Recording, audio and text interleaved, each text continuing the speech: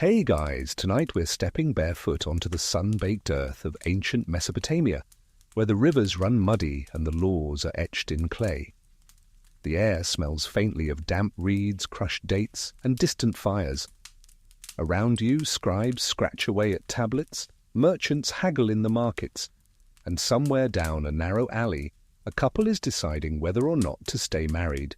No courtroom, no alimony hearing, just a decision and a scribe.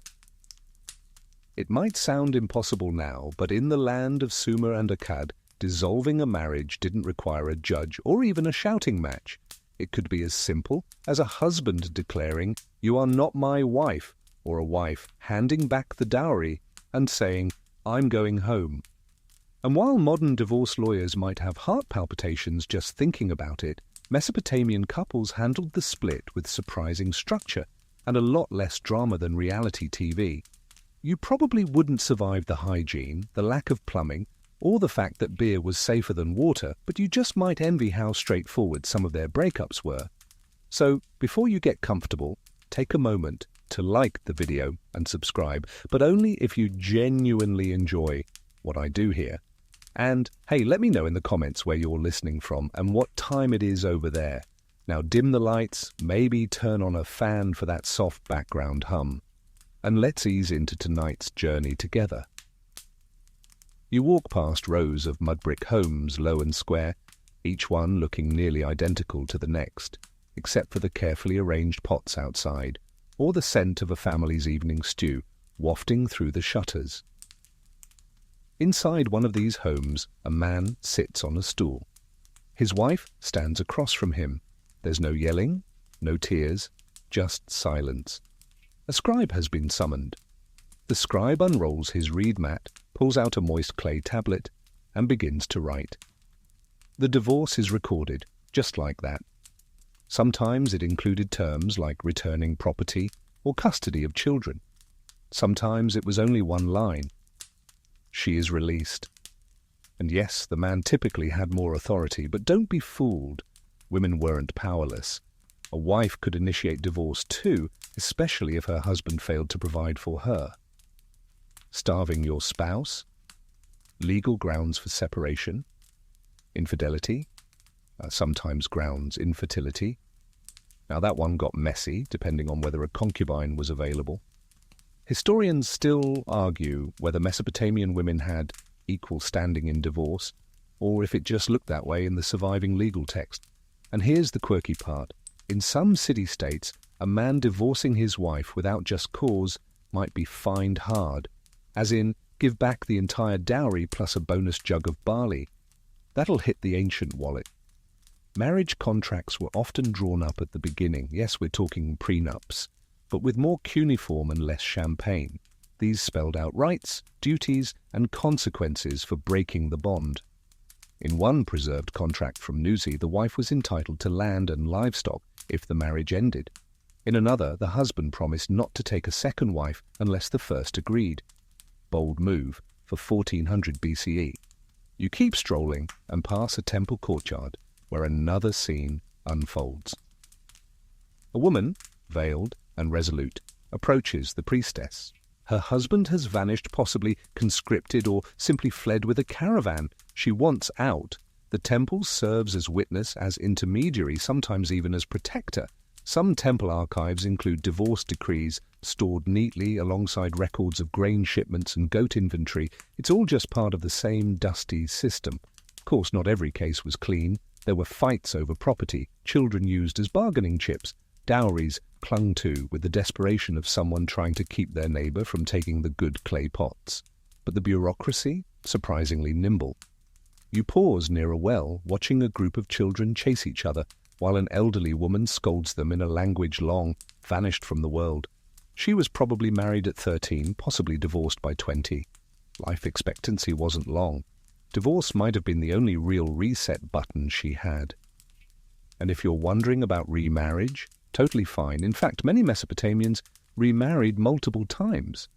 Love wasn't necessarily the priority. Survival, alliances, and family reputation usually took the lead. But companionship, that mattered. No one wanted to eat lentils alone. Divorce didn't carry the shame it would later in certain other societies. It was a fact of life, like bad harvests or inconvenient floods. You lost your husband, you went home to your father's house, lost your wife. You took a new one, no endless court battles, no invasive therapists asking about your dreams. And the language of divorce, it had a poetic weight. Phrases like, "You are not my woman," or "She is no longer within my house," had both legal and emotional gravity. It was less, "We're done," and more, "We have unraveled." One tablet even suggests that a couple could release each other from the bond of bread and salt. Now that's poetic, and also a bit tragic, because sharing food was symbolic of sharing life. No more meals together, no more salt on the table. But perhaps the most astonishing part of all this is how calm it could be. No paparazzi, no talk shows, just two people, a scribe, and a bit of wet clay. You squint at the tablet he's carving now, watching the wedge-shaped letters take form. This one ends not with bitterness, but with instructions for who gets the goat. Always the goat. You step off the dusty roads of Mesopotamia and into the glowing warmth of ancient Egypt, where the air hums with the sound of the Nile lapping against the banks and the flutter of ibis wings overhead. The scent of papyrus and sun-warmed stone fills your nostrils, and you imagine the linen robes brushing your legs as you walk past columns carved with the names of gods, Hathor, Isis, Ra. But you're not here for the deities. You're here because someone just filed for divorce, and surprisingly, it's the wife. In ancient Egypt, the concept of marital separation was surprisingly modern, at least compared to what you might expect from a civilization that believed cats were sacred and thought the afterlife involved farming forever. Women had legal rights, including the ability to own property, initiate divorce, and return to their family with dignity, plus whatever possessions they brought into the marriage. Yes, Cleopatra's eyeliner was waterproof, but so were Egyptian divorce documents, binding, elegant, and absolutely real. Picture a couple. He's a middle-ranking scribe. She runs a perfume shop. Things haven't been working for a while. Maybe he spends too much time with the beer jar. Maybe she's gotten tired of his obsession with scarab jewelry. One day, she walks into a local court, unrolls a contract, and says something equivalent to, "We're done here." No yelling, no televised custody battle, just an official who records the split like it's any other business transaction. You'd think that in a culture obsessed with balance and the afterlife, ending a marriage would be seen as a cosmic disturbance. But it wasn't. Egyptians believed life was messy, full of joy, decay, and personal decisions. Marriage was a contract, and contracts could be terminated. That said, some scholars still debate whether temple marriages, ceremonial ones involving priests and sacred oaths, were easier or harder to dissolve. The records are charmingly inconsistent. Now about that dowry, Egyptian women often kept control over their dowry during the marriage. So if things went sideways, she didn't have to beg for it back. If she left the marriage, she could take the money, the goods, and even the donkeys, if listed in the marriage agreement. In one famous case from the 20th dynasty, a woman named Naunacht divorced her husband and left most of her property to her children. Not him. Cold, maybe. Legendary, absolutely. There's a quirky detail worth pausing over. Breakups sometimes involved written divorce letters. These weren't passive-aggressive sticky notes left on reed baskets. They were formal documents, signed and witnessed, with lines like, "I am divorced from you, I will not say to you, you are my wife." And honestly, that feels more adult than half the texts people send now. You walk past the great white walls of Thebes, where market women haggle and old men mutter about fish prices. In one shaded corner, a couple sits beside a pile of papyrus scrolls. He looks resigned, she triumphant. The scroll between them is a divorce agreement. She'll return to her father's home, he'll stay with the small house by the canal, and the cat, well, the cat is going wherever it wants. It's ancient Egypt, after all. And if you're wondering whether religion played a role, the answer is a little, but not a lot. The gods had bigger things to worry about, like making sure the sun rose every day and that crocodiles stayed in their lanes. Divorce wasn't seen as a sin or a spiritual failure. If anything, it was viewed as a practical response to a failed partnership. You stop at a pottery stall, your fingers brushing over jars of coal and oil. The merchant smiles, then mentions casually that he's been married 3 times. It's not a scandal, it's life. He even jokes that his last wife left him because he snored like a hippopotamus. Was that in the scroll? No, but it's probably in the gossip. Historians still argue whether ancient Egyptian divorce rates were high or if we simply have an unusual number of preserved records due to the Nile's tendency to preserve everything short of banana peels. But what's clear is this: women weren't just passive participants.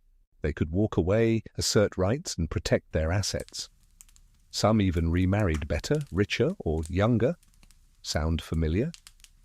And while marriage itself was celebrated with gifts, banquets, and the occasional reference to Hathor's blessings, divorce came with no such fanfare.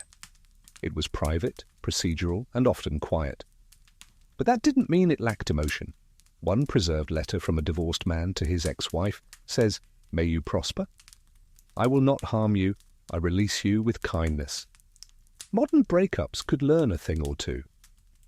As night falls on the banks of the Nile, you find yourself near a small shrine where someone has left offerings: a bit of bread, a carved scarab, a prayer etched into stone. Maybe it's for love, maybe it's for peace, or maybe, just maybe, it's a thank you note to the gods for surviving a peaceful divorce without losing the house, the cat, or the perfume shop. You leave behind the whispering reeds of the Nile and drift into the stony embrace of ancient Greece, where the streets are narrower, the wine is stronger, and the gossip is somehow louder despite no one having invented tabloids yet. Here in Athens, the sun glints off whitewashed walls and polished sandals. The agora is alive with chatter, traders, philosophers, men debating whether figs are better than olives. But tucked among the columns and echoing courtyards are the quiet mechanics of marriage and its undoing. Divorce in ancient Greece wasn't a scandalous affair. It was more like cancelling a lease agreement. If you're a man and you've decided that your wife burned the barley one too many times or spends too much time visiting temples, you simply inform her father and send her back to his house. No lawyers, no daytime court show, just a courteous return, like she's a library scroll that's reached the end of its lending period. It sounds brutally simple, and it was for the men. The patriarchy here isn't subtle. Wives were often married off as teenagers, brought into their husband's household with a dowry, and expected to produce children, maintain the oikos, the household, and preferably not talk too much in public. If a man wanted out, he didn't need to prove anything. A little speech, a signature or two, and she was gone. But don't count the women out just yet. If a woman wanted to initiate divorce, she could, by walking herself, likely escorted, to the archon, the city's chief magistrate, and formally filing a separation. This was known as an apolepsis, and while it wasn't as common as a husband's repudiation, it definitely happened. Historians still argue whether these women had true legal backing, or if success depended more on family status, connections, and how angry their brother was. And then there's Sparta, where everything, including marriage, was weirdly flexible and terrifyingly intense. In Sparta, women had more rights, more land, more freedom, and definitely more muscle tone than their Athenian sisters. If a Spartan woman and her husband weren't working out, the community could facilitate a quiet reshuffling. One woman might be paired with another man for eugenic reasons. One man might lend his wife to another to produce strong children. It wasn't quite divorce, it was more like collaborative breeding with an open calendar. You stroll through a sun-drenched Athenian courtyard where a man is tallying his accounts. Nearby, his ex-wife's dowry sits in a chest waiting to be returned. Because yes, even in breakups, financial etiquette mattered. Dowries were returned unless the wife was caught in adultery, and if she was, oof. She could be publicly shamed, stripped of her property, and in extreme cases banished. Not to an island paradise, unfortunately. More like her father's uncomfortable spare room. One surviving case involved a man divorcing his wife after catching her speaking with a flute girl in the garden. No scandalous affair, just talking. His explanation? He no longer trusted her discretion. Imagine getting dumped for small talk. You pause at a pottery shop where a row of kylixes, drinking cups, show tiny scenes of weddings, parties, and sometimes, oddly, men looking annoyed while women talk. The Greeks loved to paint their opinions. One dish shows a woman holding a purse and looking over her shoulder.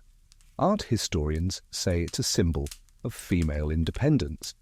You think it looks like she's walking out after a solid argument. But there were deeper consequences. In Athens, if a couple had children, the father retained custody in nearly all cases. The wife could return home, but the kids stayed behind, unless her father was powerful enough to intervene.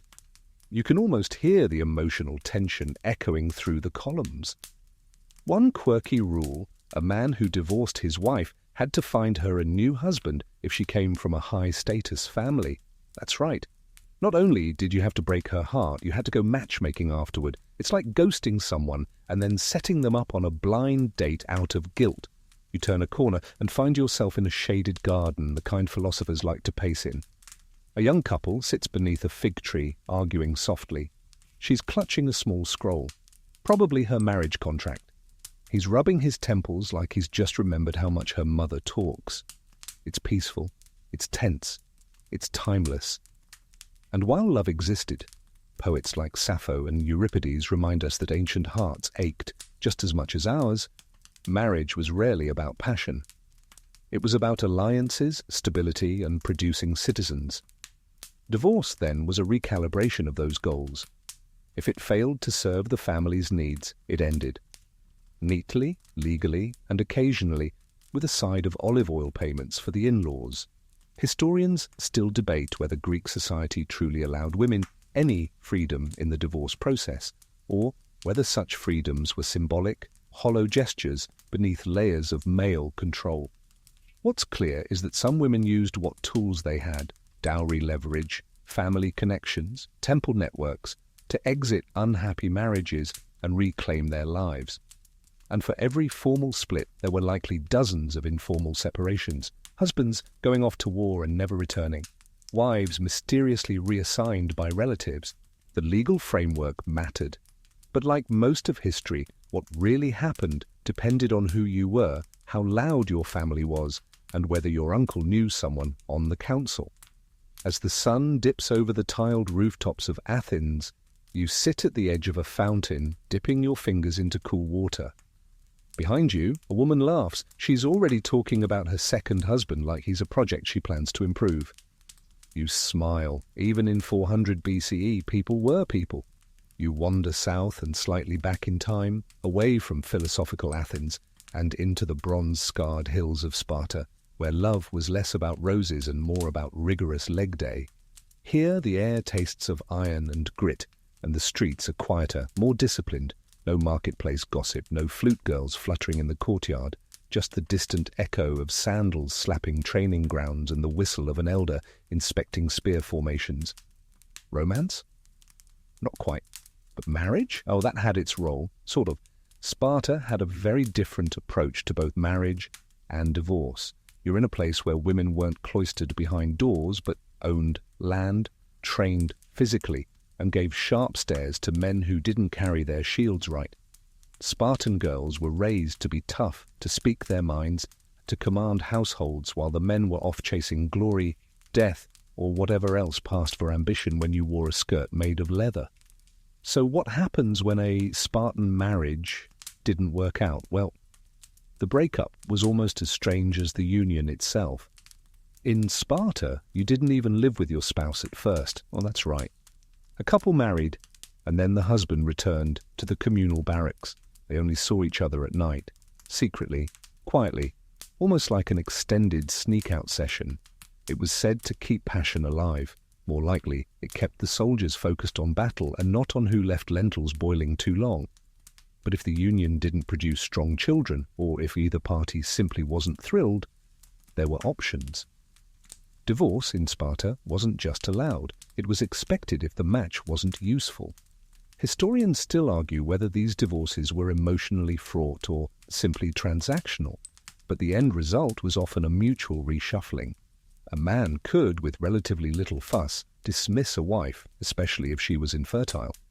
But here's the twist. A woman could also seek a new arrangement if he was the problem. Maybe he was weak. Maybe he talked too much about poetry. Maybe he couldn't grow a proper beard. Either way, if a woman's family was influential, or if she had land, she had leverage. And then there's the famous practice of wife lending. Sounds scandalous? Sure. But in Sparta it was strategic. If a man was strong but already married, another might ask to borrow the wife to produce strong offspring. No, this wasn't done behind anyone's back. It was coordinated. Awkward? Yes. Rare? Not really. The state prized healthy Spartan children more than private affection. You walk past a training ground where boys no older than 12 are sparring under the watchful eyes of men who haven't smiled in years. Woman, arms crossed and unimpressed, observes from a distance. That might be her son out there. Her husband, meanwhile, might be off fighting or spending time with someone else's wife. And if she wasn't happy about it, she could find herself another match, one that pleased the gods, her ancestors, and ideally the council of elders. Divorce wasn't punished. It wasn't even judged. If anything, it was logged, reorganized, and moved along like a soldier unfit for duty. Love was secondary to genetics, duty, and the state. And the state had no time for messy emotional entanglements. Still, quirks remain. Some Spartans wrote marriage notes that included strange lines like, "May you bear strong sons with square jaws." A divorce note might be equally brisk. "We were not fit." That's it.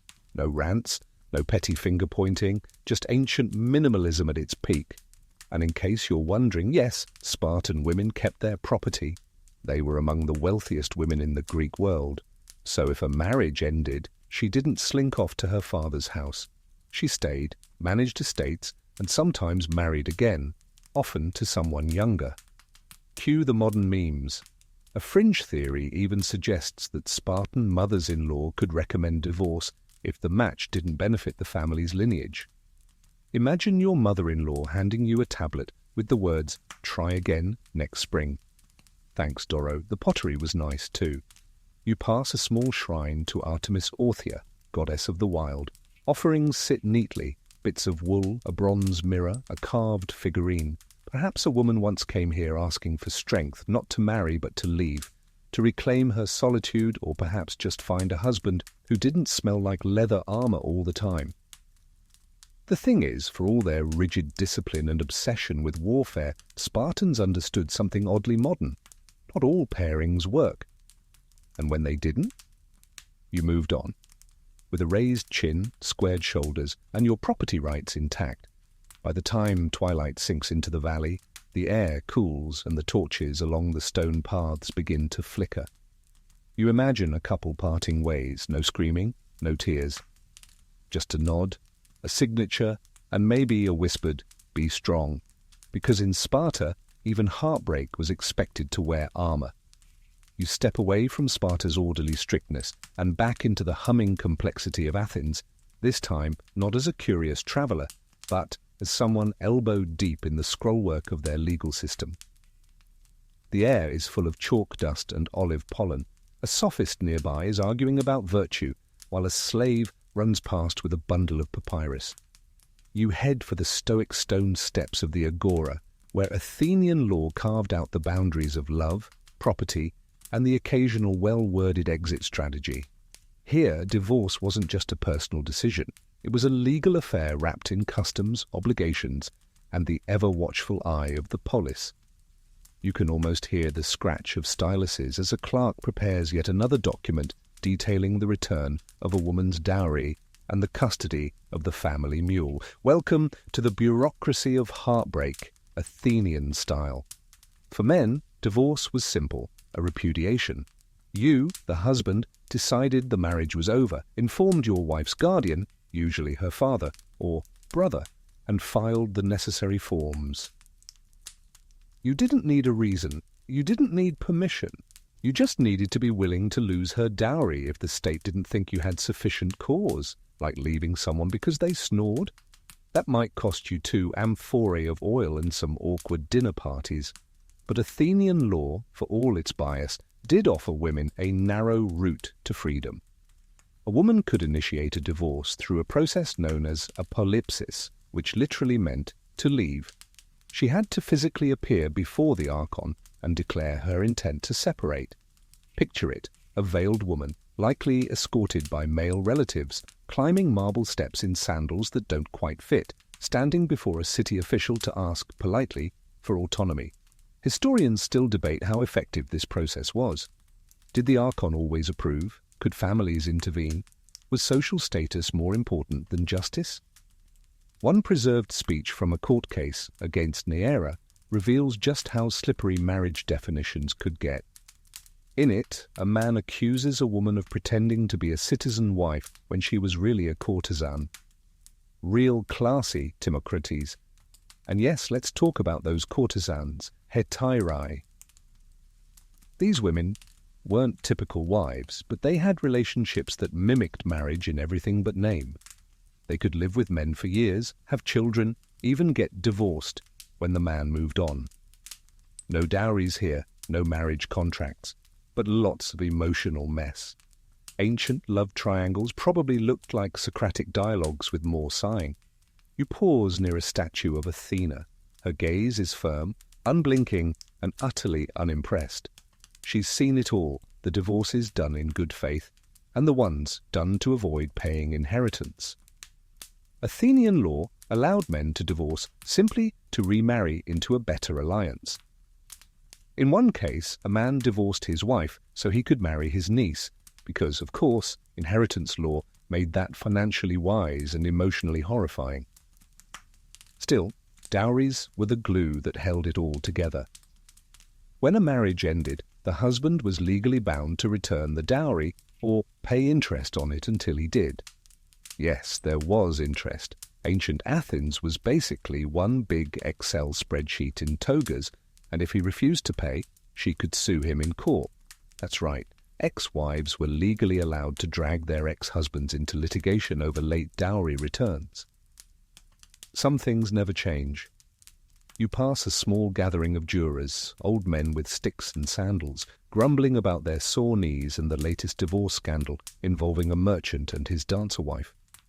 One swears he saw them arguing over figs in the market last week. The other mutters something about bad omens and the full moon. Honestly, it's hard to tell if they're reciting law or gossiping. There were also consequences for divorcing at the wrong time. If a woman was pregnant when divorced, it complicated everything. Custody, inheritance, paternity, all suddenly became topics for courtroom drama. Some scholars argue that certain divorces were delayed until after childbirth just to keep legal lines cleaner. You can imagine a husband sitting beside a heavily pregnant wife, counting down the days, tapping his foot like a man waiting for a ferry. And then there's the rare but real possibility of reconciliation. Some couples remarried, sometimes out of convenience, sometimes due to social pressure. There's even one record of a woman returning to her ex-husband after 5 years, only to leave him again. Twice. Athenian soap operas would have written themselves. Perhaps the quirkiest detail. In rare ceremonies, divorce documents were read aloud in front of witnesses, not because it was required, but because some men wanted the social validation. "See, I had my reasons," you imagine one of them saying, as he adjusts his hymation and tries not to look guilty. By dusk you're seated on a stone bench near the Pnyx Hill, watching shadows crawl over the city that gave the world democracy, and also some wildly lopsided marriage laws. A woman passes by, head high, flanked by servants. Maybe she's recently divorced, maybe she's going to file. Either way, she walks like someone who knows the rules and how to bend them when necessary. You leave behind the marble halls and legal speeches of Athens and descend into the red-roofed sprawl of Rome, where everything smells a little like garlic, ambition, and hot stone. Here the streets are louder, the fountains flashier, and the divorce proceedings, well, they're about as subtle as a chariot crash in the Forum. Romans didn't just perfect roads, aqueducts, and indoor plumbing, they also streamlined divorce into something almost disturbingly casual. Forget the archon, forget formal hearings. Sometimes divorce in Rome was no more complicated than saying, "I divorce you," handing over her stuff and marching off to your next toga party. You find yourself beneath a portico, watching a man scribble something onto a wax tablet. He nods to his wife, who doesn't look shocked, just bored. She's heard this before. She grabs her dowry bag, adjusts her fibula pin, and leaves. That's it. That's the whole process. A marriage that took months to arrange ends in 5 minutes with a shrug and a scribble. In Rome, marriage was concordia, a mutual agreement, a shared life, a public alliance. But it was also voluntate, voluntary. If either party stopped wanting to be married, it could end. No divine punishment, no social exile, no Aunt Lucretia writing passive-aggressive letters, just a return to single status with a neatly itemized list of who gets the good cutlery. And here's the kicker, women could initiate divorce too. Roman wives, especially those from elite families, had the right to end their marriages if they felt slighted, unsupported, or, frankly, bored. All they had to do was remove their belongings from the home and declare the end of the union. No priest, no forum drama, just a firm decision and a capable servant to pack the jewelry. Historians still argue whether these separations were truly empowering or if they masked a deeper imbalance. After all, Roman society still expected women to bear heirs, stay modest, and never embarrass the family name. But the legal tools were real, and some women wielded them with flair. Take the case of Scribonia, wife of Emperor Augustus. She was divorced by him the day after she gave birth to his daughter Julia. His reason? He could not tolerate her sharp tongue, which is both deeply Roman and oddly relatable. Scribonia, for her part, retired with dignity and lived long enough to see her ex-husband become emperor and her daughter become a scandal magnet. You turn onto a shaded street where mosaics glitter underfoot, bright patterns of dolphins, wine cups, and grapevines. A housekeeper is scrubbing one tile where someone once painted the words amicitia finita, friendship ended. That's how Romans sometimes viewed divorce, the end of a partnership, not a moral failing. But don't be fooled into thinking Roman divorces were emotionless. Love, jealousy, pettiness, those were alive and well. The poet Martial wrote vicious epigrams mocking wives who divorced too often, while others lamented being dumped by women who were too free with their sandals. There was judgment, there were rumors, and occasionally someone threw a fruit bowl. The practical consequences? Dowries were returned. Children typically stayed with the father, especially if the divorce was initiated by the wife. Property was divided, usually according to pre-arranged contracts, and while laws existed to protect women's property, they were sometimes enforced, about as well as a Senate curfew during Bacchus festivals. One quirky practice, public divorce announcements. Elite men occasionally declared a divorce in front of witnesses just to avoid rumors. A line like, "She left of her own will," was added to make it clear no scandal had occurred. You know, to keep up that pristine image of Roman dignity while still letting everyone know she kept the villa in Capri. You pass a bakery and hear two matrons gossiping in low Latin. One is talking about her neighbour's 5th divorce. The other nods unimpressed. "She keeps choosing men who worship Mercury," one mutters. "You marry the god of thieves, you lose your furniture." They laugh, and you wonder how many generations of women have coped with breakups through baked goods and sarcasm. Emperor Augustus eventually tried to rein in divorce rates. His Lex Julia laws encouraged marriage and punished adultery, but didn't stop people from parting ways when needed. One senator reportedly divorced his wife because she appeared in public without a veil, another because she attended too many parties, another, according to Plutarch, because he didn't like her tone. Ancient Rome, inventors of ghosting with paperwork, and yet despite all the laws, life found its way. People fell in and out of love, some married for politics, others for companionship. And when things fell apart, they split, regrouped, and sometimes remarried. often to people just as flawed as the last. As the golden haze of a Roman sunset spreads over tiled rooftops and rustling fig trees, you watch a man return home to an empty doorway. His wife left that morning. She took the jewelry, the cat, and the kitchen slave. She left behind only a note and a half-full amphora of wine. He sighs, drinks from it, and shrugs. Tomorrow he'll start again, maybe with someone quieter, or maybe with someone louder. Who knows? The Roman rooftops fade behind you, replaced by the stark glare of midday sun, glinting off silver jewelry and stacked coin purses. You're now deep in the dusty heart of a transaction, not between two lovers, but between families, scribes, and coins. Because in the ancient world, divorce wasn't just emotional, it was financial. And nothing complicated a breakup faster than the ancient equivalent of a prenup. You've entered the world of dowries and damage control, where marriage was as much a fiscal arrangement as a personal one. Here, love might fade, tempers might flare, but the dowry? That had to be sorted, item by item, sheep by sheep, and sometimes, shockingly, flute by flute. Imagine this. You're a husband in ancient Babylon and the marriage isn't going well. Maybe your wife burned the stew 3 days in a row. Or maybe she's decided she's more interested in temple politics than raising your goats. You want out. But you also remember she brought in a dowry, 10 silver shekels, a brass mirror, and a rare amulet from her grandmother's shrine. Which means you owe her. Dowries were serious business. They weren't wedding gifts. They were structured contributions, usually from the bride's family, meant to support her in marriage and protect her if it ended. If the marriage dissolved, that dowry needed to be returned intact. Failed to do so? Congratulations! You just invited her father, brothers, and possibly the town scribe to ruin your entire week. And women weren't passive in this. They kept records. Some even included inventory lists in their marriage contracts, noting every lamp, cushion, and comb. One tablet from the city of Murray lists a woman's dowry as including 1 bronze fish-shaped bottle.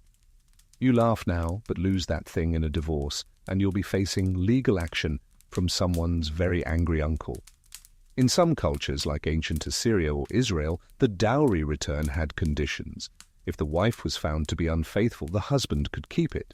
If the husband was abusive or neglectful, she might be entitled to extra compensation. Historians still argue whether these clauses were actually enforced, or were just wishful thinking scrawled in cuneiform. You pass a clay house where a divorce negotiation is happening. A couple sits across from each other, calm but cold. Between them lies a stylus, a damp clay tablet, and a short but emotionally charged list. 1 bed frame, 2 oil jugs, 1 lapdog, 14 shekels. You watch the woman's brow furrow at the lapdog entry. She reaches for the stylus. And don't forget the anti-dowry, sometimes called the mohar or bride price, where the groom's family gave money or gifts to the bride's family. If the divorce was the groom's fault, that payment had to be returned, plus damages. In one Egyptian record, a man paid compensation for emotional harm, proof that ancient people also had a flair for drama and possibly excellent lawyers. In Rome, this got even more structured. A dos, dowry, was given at marriage, and if the union ended, the husband had a set number of days, typically 30 to 60, to return it. If he didn't, he paid usury, dowry interest, that's right. Ancient alimony came with a built-in late fee, and because the Romans loved documentation, there were entire scrolls devoted to tracking property rights during and after marriage. In one case, a man tried to delay repayment by claiming his ex-wife's jewelry had been lost in a fire. A suspiciously specific fire that somehow spared all his tunics and his mother's statue of Venus. He lost the case. You stop in front of a merchant's stall. Hanging from a rack are household goods clearly reclaimed from a failed marriage. A note says, "Dowry return sale."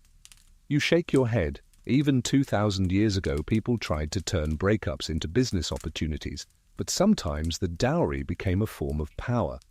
In Athens and other Greek city-states, a large dowry gave women leverage. A man might avoid divorcing his wife if returning the dowry would bankrupt him. One comic playwright even joked that wives were more secure than temples because no man dares touch the money.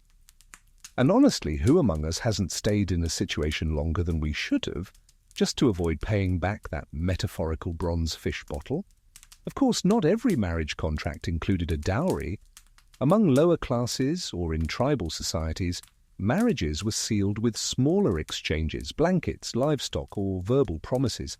In those cases, divorce might be simpler, but also riskier for the woman, who had less financial safety if things went wrong. You rest beneath an awning as the heat thickens around you. Nearby, a woman counts coins while muttering to herself. A young man tries to charm her, promising new love, new robes, a better life. She raises one eyebrow, taps her dowry chest with the edge of her sandal, and says nothing. She's not falling for it again. Not without a new contract and probably some jewelry. In the end, dowries were ancient prenuptial agreements, weapons of negotiation, and sometimes the only financial cushion a woman had. They made divorce more complicated but also more equitable. The system wasn't perfect and abuse of dowry laws did happen. But in a world where love was fickle and futures uncertain, they gave women something modern courts still struggle to provide: receipts. You slip out of the bustling markets of the ancient Mediterranean and into a quieter, more formal chamber, a place where words carry sacred weight and paper, well, parchment, becomes the battlefield. This is the world of ancient Jewish divorce law, where every syllable matters, every letter is holy, and breakups are documented with the divine precision of a scribe's reed pen. Welcome to the age of the get. You stand just outside a small house of study, listening as a scholar chants Aramaic phrases to a student. Nearby, a man sits nervously beside a woman, both dressed with dignity, both silent. Between them, a scroll, small, elegant, and utterly life-altering. It's not a love letter, it's not a prayer, it's a get, the document that dissolves their marriage in the eyes of heaven and earth. Unlike the no-frills divorces of Rome or the brisk scroll-swapping of Mesopotamia, a Jewish divorce in ancient times was a sacred act wrapped in formality and law. It was personal and public, legal and spiritual, private and deeply communal. To be valid, a get had to be handwritten, signed by witnesses and delivered directly from the husband to the wife, who had to physically accept it. No ghosting, no scribbled notes on amphorae. And it had to be precise. If even one letter was misshapen or one word omitted, the document was void. It was as if the marriage had never ended. Historians still argue whether this level of ritual precision protected women or trapped them in technicalities, but either way, the get wasn't something to mess up. You peek inside the study room. A scribe dips his quill and begins to write. The phrasing is formulaic. You are hereby permitted to all men. That line sounds odd to modern ears, but in its context, it was a declaration of freedom, an ancient unbinding wrapped in legal poetry. In Talmudic tradition, a man had the legal right to issue a get, but he couldn't do it arbitrarily without consequences. If a husband abandoned his wife or mistreated her, the community could pressure him to grant the get. In some cases, rabbis stepped in to mediate or even coerce compliance.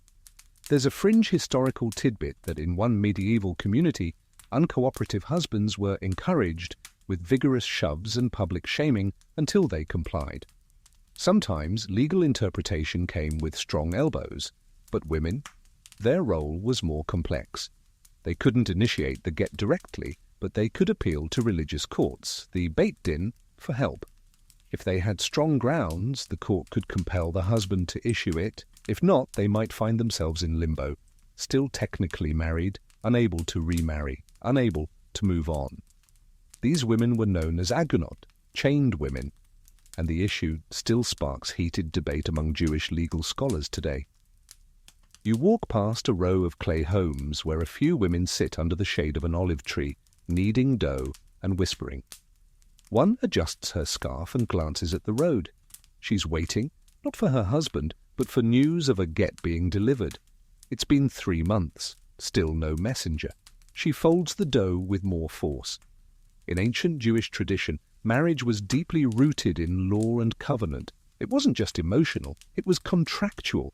A ketubah, a marriage contract, outlined the husband's obligations: food, clothing, affection, and more. If he failed those duties, the wife had recourse. But divorce required a delicate choreography of ritual and authority. It wasn't quick, but it was binding. Quirky detail. Some ancient rabbis argued over whether a get could be written on anything: parchment, pottery shards, even leaves, so long as it met the legal standards. One Talmudic tale tells of a man who wrote a get on the horn of a cow and tried to hand over the whole cow. Legal innovation or ancient absurdity? Either way, the sages were unimpressed. Another debate: could a husband send the get via a messenger? Yes. But what if he changed his mind mid-delivery? What if he sent a second messenger to stop the first? You can practically hear the courtroom drama. Your Honour, he revoked the get while it was en route via donkey. Order in the Beit Din. And through it all, the community watched. Divorce wasn't hidden. It happened in the public square, sometimes in the synagogue courtyard, sometimes outside the city gates. Witnesses were mandatory, transparency mattered, there was shame sometimes, sure. But there was also dignity, because in the eyes of Jewish law, ending a marriage wasn't always a failure. Sometimes it was an act of justice. You pass a market stall where an older man is selling scrolls. One bears faint inclines, traces of a get that was once delivered and then tucked away. He doesn't say where it came from. Maybe it's from his family. Maybe it's a reminder that not all unions last, and not all breakups are tragedies. As twilight falls and the scent of roasted garlic and dust swirls in the air, you watch a young scribe pack up his tools. He's written 2 marriage contracts today, and 1 divorce. He shrugs. Some stories begin, he says, some end. Then he yawns, stretches, and walks home. The parchment curls in your memory as you step out of the Beit Din and into the blazing sands of Scripture. The sun glares overhead, reflecting off limestone walls, and somewhere in the distance a shofar echoes faintly, calling not to celebration, but to reckoning.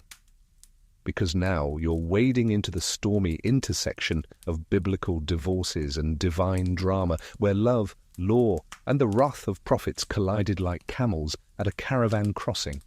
Ancient Israelite society wasn't just guided by law, it was shaped by covenant, prophecy, and the expectation that God himself took a very personal interest in your relationships, especially your marriage, especially your failures. And if that sounds intense, well, let's just say Moses never published a how to co-parent after Exodus guide. You find yourself in a village near the Jordan River. A woman pounds grain in the courtyard. Her husband hasn't returned from the fields, or maybe he's disappeared into the hills with another woman, another plan, another version of himself. She has few options. Divorce here isn't just about broken trust. It's about ritual, responsibility, and the book. According to Deuteronomy 24:1, a man could write his wife a certificate of divorce, sefer keritut, if he found some unseemly thing in her. That phrase? Vague, deliciously vague, and scholars still argue whether it meant infidelity, immodesty, or just bad soup. Rabbis later debated it endlessly. One school, Beit Shammai, said it must mean sexual misconduct. Another, Beit Hillel, suggested it could include burning dinner. Yes, burnt dinner. Imagine losing your marriage over undercooked lentils. And it didn't stop there. One rabbi claimed a man could divorce his wife if he simply found another more beautiful than she. You cringe. She probably did too. Biblical-era divorce law wasn't built on modern ideas of emotional equality. It was transactional, patriarchal, and deeply interwoven with religious expectation. But here's where it gets weird. In the Hebrew Bible, God is portrayed as getting divorced. No, seriously. In the book of Jeremiah, the Lord declares that he gave faithless Israel her certificate of divorce. The metaphor is striking. God as husband, Israel as unfaithful spouse, and divorce as an act of both judgment and heartbreak. It's not subtle, it's emotionally brutal, and it's a rare moment where theology and social practice merge. You walk through a village gate where a group of elders sits in the shade, chewing on olives and watching the path. They're not just loitering, they're here to witness legal events, possibly even a divorce. In ancient times, public elders often officiated these separations, not because they wanted to, but because someone had to confirm that the break was legal, just and fully baked. A quirky ritual. Some traditions suggest the man would hand the divorce document to the woman in front of witnesses, saying something formal like, "You are permitted to all men." It wasn't affectionate, it wasn't romantic, but it was definitive, and if a woman remarried and then divorced again, she couldn't return to her first husband. Deuteronomy 24:4 makes that very clear. Why? Scholars still debate. Was it to discourage flip-flopping relationships? To protect a woman from being passed around like date wine at a feast? Or was it, as some rabbis claimed, a law aimed at preserving public decency? No one agrees, but everyone has an opinion. You wander into the cool hush of a small house where fragments of a family scrolls sit in a clay jar, marriage records, divorce notes, genealogies mixed with ink-smudged blessings. One entry reads, "He sent her away with kindness." Another, "She took her cloak and the jar of honey." There's something deeply human in these old lines, bitterness wrapped in routine, like sand in bread. Prophets frequently used marriage imagery in their messages. Hosea, for example, was told by God to marry a promiscuous woman named Gomer to symbolically represent Israel's infidelity. Their stormy relationship became a living metaphor. Every public spat, a sermon, every tear, a reminder of divine disappointment. You wonder if Gomer ever got tired of being a living parable. You suspect yes. And it wasn't just about spouses, it was about collective identity. Marital breakdowns became symbols of broken covenants. Restoration stories were framed as second marriages. Divorce wasn't just personal, it was national, spiritual, cosmic. By nightfall, the stars prick the sky above Judea. You sit beside a small fire where a woman and her mother speak softly. The younger one clutches a folded parchment, the remains of her divorce document. It's written in careful Hebrew, ink faded but final. She doesn't cry, she watches the fire. She knows her life isn't over, just changed. And somewhere far away, a scribe starts another scroll. One line reads, "He divorced her, not out of hate, but because peace had left the home." You nod. Sometimes that's all the reason there is. You cross a misty threshold now, away from sun-bleached scrolls and into a land of silk, ink brushes, and quiet rules. Ancient China stretches out before you, orderly and eternal, like a calligraphy scroll unrolling across a jade tabletop. In the distance, gongs echo, rice fields shimmer, and cicadas buzz in the heat like tiny, persistent philosophers. But beneath the calm surface lies a meticulous code of conduct, including, of course, the 7 grounds for goodbye. In imperial China, marriage was a pillar of family honor, social structure, and cosmic balance. And divorce, that was a disruption of all 3. But it was allowed, not encouraged, not romanticized, and definitely not equal, but allowed. And it came with a checklist. The Tang Code, arguably the most elegant legal system of its time, spelled out 7 legitimate reasons a man could divorce his wife. These weren't vague, they were codified, debated, and memorized by anyone with a stake in family honor. So, what could get you kicked out of a marriage in dynastic China? Disobedience to in-laws, failure to bear a son, lewd behavior, jealousy, especially of concubines, serious illness, talkativeness, theft. Yes, you heard that right. If a wife was too chatty or too jealous or simply didn't pop out a male heir, the husband could send her packing. And not just packing, he'd write a formal letter of divorce, seal it and hand it over like a school report card stamped fail. You walk through the stone corridor of a modest manor house. The family patriarch sits at a table carved with dragons, preparing a divorce letter in brushstrokes so delicate they look like falling feathers. His wife stands nearby, expression unreadable. He cites talkativeness and interference in concubine matters. The scroll is folded, she bows, then she leaves. No shouting, no duel, just paperwork and silence. And yet, there were 3 exceptions that could override those 7 reasons. If the wife had mourned the husband's parents dutifully, if the family had become wealthy during the marriage, or if she had nowhere else to go, the divorce was considered morally unjust. Even if the man had grounds, he couldn't just toss her aside. You almost want to cheer ancient empathy clause. Historians still argue whether these exceptions were frequently enforced or whether they lived mostly in theory, scribbled in court manuals and ignored in practice. One surviving letter from a Song dynasty widow reads, "Though he claimed I was jealous, I served his mother with devotion and thus was spared." A small triumph tucked inside a scroll. Chinese women, despite being under heavy patriarchal constraints, found clever ways to protect themselves. Some families included stipulations in marriage contracts that limited a husband's right to divorce. Others built alliances with powerful in-laws, creating an unspoken network of protection. After all, you don't just send away the niece of the governor's cousin without consequences.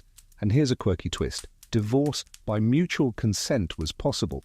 Called Hei Li Heqi, literally peaceful separation. This required both parties to agree and both families to sign off. It was rare, yes, but it happened. A husband and wife could part ways without shame, each returning to their natal homes with their dignity, their dowry, and occasionally their pet crane. You pass a scholar's house where bamboo scrolls hang from the eaves, each one inscribed with classical virtues. One reads, "To be a good wife is to bring harmony to the hall." But you've just seen a hall emptied. Harmony, it turns out, sometimes requires departure. Then there's divorce by abandonment. If a man disappeared for 3 years, no letters, no messengers, no rice money, his wife could be legally recognized as divorced. And that meant freedom to remarry, though socially it still carried a shadow. In one case, a woman waited 6 years before finally requesting a letter from the magistrate declaring her abandoned. She later married a tofu merchant. Good for her. But not all stories were fair. Some women were discarded for convenience, replaced by concubines, younger wives, or better political matches. In those cases, some turned to poetry. One Tang dynasty woman wrote, "You say I am jealous, yet I braided your hair in winter. Now with your new song girl, who will warm your shoes?" Ouch. And don't forget the paperwork. The divorce letter, or shushu, had to be precise. If written sloppily or missing key phrases, it could be deemed invalid, and the wife could technically return and demand recognition. Some scrolls even included lines of polite closure. "Though our harmony has waned, may your rice be plentiful." You smile, a touch of sarcasm in calligraphy. Delightful. By twilight, the cicadas grow quiet, and a paper lantern swings gently on a bamboo pole. You watch a woman quietly leave a courtyard, divorce letter folded beneath her sleeve. She doesn't cry. She doesn't look back. She walks as if her next chapter waits just beyond the village gate. And somewhere in a scholar's archive, her name is recorded, not as failure, but as resolved. The marriage, like a brushstroke, was finished. But the story? Still inked, still hers. The hush of Chinese courtyards fades behind you, and now you're threading your way through the labyrinthine alleys of an older truth, one less written in scrolls and more whispered around hearths, argued over livestock, and carved into the fabric of daily survival. You've entered the realm of men who, despite all the power stacked in their favor, couldn't divorce at all. Yes, you heard that right. Even in ancient societies brimming with male privilege, loopholes, and law codes clearly written by dudes with dowries on the brain, there were still times, places, and circumstances where a man could not end his marriage. And the reasons? Well, they're a mix of morality, politics, family pressure, and one very grumpy mother-in-law with an excellent memory. You find yourself in a Judean hill town. The wind rustles the fig trees as you pass by a modest home where a man stares into a fire, clearly thinking about his marriage, and not in a fond way. His wife, meanwhile, hums while kneading bread, blissfully aware that under local tradition he cannot leave her. not unless he wants to face the wrath of her extended family who live in the adjacent courtyard and keep excellent records. In Jewish tradition, as we explored earlier, a man technically had the sole power to issue a get, but rabbis and courts didn't just let him wield that right freely. If a husband refused to support his wife, mistreated her, or fled, the court could step in. In some cases, religious authorities forbade divorce, not out of fairness necessarily, but out of the fear that social chaos would follow. Historians still argue whether these restrictions were widely enforced or rare exceptions meant to maintain order. In some Christian traditions emerging in late antiquity, particularly as Roman laws gave way to church authority, divorce wasn't just discouraged, it was outlawed for men. Marriage became a sacrament, not a contract. Once you were in, forever, like spiritual concrete. This meant that even if a man loathed his wife, suspected infidelity, or felt deeply led astray by her mushroom stews, he couldn't leave her. Not legally, not without petitioning a bishop, a pope, or divine intervention. And sometimes not even then. You walk through a Byzantine town square, watching as a frustrated man paces outside a basilica. He's petitioned 3 bishops to annul his marriage. The reason? She scoffs at my icons. The bishop sighs and tells him to try counselling. For the 6th time. He trudges away muttering about asceticism. And then there's the case of arranged marriages. In many parts of the ancient world, from India to Persia to pre-Islamic Arabia, a man couldn't easily divorce if his family had arranged the union to cement alliances. Marriages were political glue, and breaking that bond risked war, lost trade deals, or, worse, a furious grandmother with a heavy walking stick. One Persian noble was famously forbidden from divorcing his wife because she was the sister of a powerful vizier.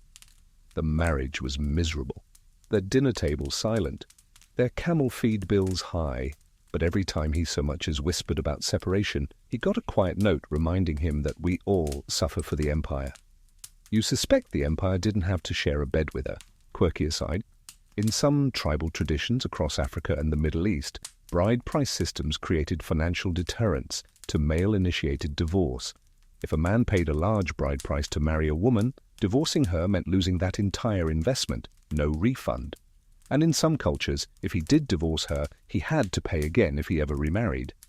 So yes, some men stayed married not out of love, but because dowry math didn't add up. Love, 0. Accountants, 1. You rest beside a stone wall where 2 elderly men are playing a slow game of Senet, the ancient Egyptian board game. One tells the other, I thought of leaving my wife once. The other grunts. And? Her brother was the chief baker, he mutters. I like bread too much. You nod. Divorce wasn't always legal. It was often political, and sometimes divine. In early Hindu traditions, marriage was considered a sacred duty, dharma, and divorce was virtually non-existent. A man might leave his wife physically, go off to war, renounce worldly life, and become an ascetic, but legal separation? Not recognized. Once bound, always bound. The gods expected endurance, not escape. So even if a man detested his spouse's love for mango pickle or her opinion on Sanskrit poetry, he stayed. Because it wasn't just about her, it was about karma. Divorce could mess with your afterlife. But not all restraint was spiritual. Sometimes it was just plain fear. In matrilineal societies like the Mosuo in China or certain tribes in Southeast Asia, men moved into the woman's household. Divorce, in that context, often meant he had to leave with nothing. No land, no goats, no voice in family matters. If he divorced her, he also divorced her family and their property. And if you've ever been on the wrong end of a family reunion, you'll understand why that wasn't appealing. By now, the wind has picked up, and you pass a home where a man sits alone, sipping wine, staring at the horizon. His marriage isn't happy, but he stays. Maybe because of law. Maybe because of religion. Maybe because leaving would unravel too many threads he doesn't have the energy to stitch back. And maybe, just maybe, he's holding out hope that something will change. That love, once thin as thread, might thicken like honey again, Or maybe he just really doesn't want to lose the good mule. You step eastward again now, into a rhythm of chanting priests, fragrant sandalwood, and smoke that curls like the slow breath of a 1,000-year-old god. The air feels heavier in ancient India, not just from the monsoon hanging low in the sky, but from the sheer weight of love, law, and layered duty tangled deep in Vedic tradition. Marriage here wasn't just social or contractual, it was cosmic. It was samskara, a sacred rite of passage, like birth or death. To marry was to step into a dharmic role, one outlined by scripture, prescribed by caste, and supervised by an alarming number of very opinionated relatives. So, naturally, divorce? Well, it wasn't exactly front and center, but that doesn't mean it didn't happen.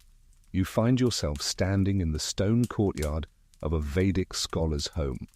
His scrolls are stacked like bricks, their ink whispering old verses from the Manusmriti and the Dharmashastras, early Hindu legal codes that told everyone how to live and occasionally how to leave. In theory, these texts described a marriage that lasted 7 lifetimes. In practice, not everyone had the patience. Divorce was rare in Vedic India, but not impossible. Early Hindu texts permitted separation under certain conditions, especially for specific castes, and especially if the marriage had not yet been consummated. Among some groups, particularly merchants and commoners, marriages could be dissolved if things turned sour.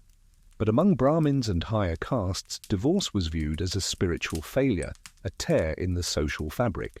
Historians still argue whether the Manusmriti actually forbade divorce completely, or if it simply made it so shameful that few dared pursue it.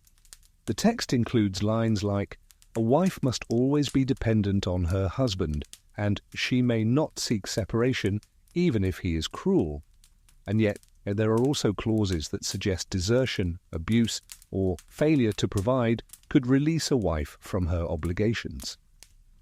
The contradiction, classic ancient lawmaking, and sometimes it wasn't the law that decided, it was the village. Local councils, called panchayats, handled disputes with a mix of scripture, gossip, and negotiation.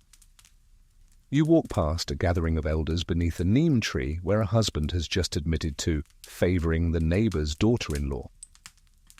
His wife stands quietly, holding a brass jug. The verdict? Separation, with her returning to her parents, and the cow going with her. In fact, the phrase "go back to your father's house" appears in multiple folk songs and regional poems from this time. Divorce wasn't formalized, but it was performed through gestures, separations, the return of wedding gifts, and public acknowledgement that the marriage had failed. Not all splits came with scrolls. Some came with sandals thrown across the threshold. One fringe tradition? In certain tribal areas of India, there was something called a mock remarriage ritual, where if a woman left her husband, she could be claimed by another man in a symbolic act that signaled her release. It might involve breaking a pot, undoing a knot, or even walking 7 steps away from the old home. Simple, strange, somehow deeply poetic. You pass a temple devoted to Shiva and Parvati, Hinduism's divine couple, known as much for their love as their legendary arguments. They fought, separated, reconciled eternally. Maybe the ancients found comfort in knowing even the gods didn't always get along, but it wasn't all spiritual philosophy. In Buddhist-influenced regions, particularly during the Maurya period, divorce was handled more pragmatically.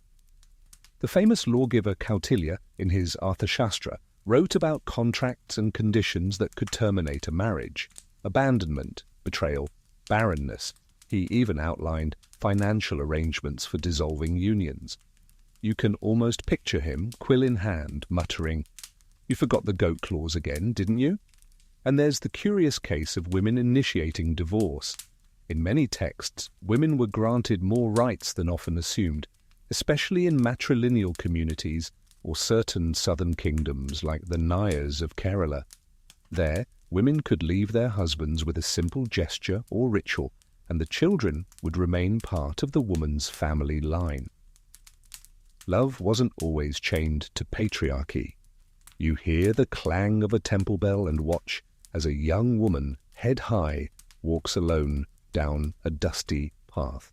Behind her, a mother-in-law shouts. A husband sulks in the doorway, but she walks forward. She knows the village council has spoken. She is free. The sky may not say the word divorce, but her feet do. One poetic fragment from a Gupta-era folktale reads, "He gave her gold, but not peace. She left the palace with silence as her gift." So was there divorce in ancient India? Yes. Was it legal, ritualized, religious? Sometimes. But more often it was human, imperfect, improvised, whispered through tears, or muttered beside cooking fires. People left, people were sent away. And while the scriptures debated, the people lived.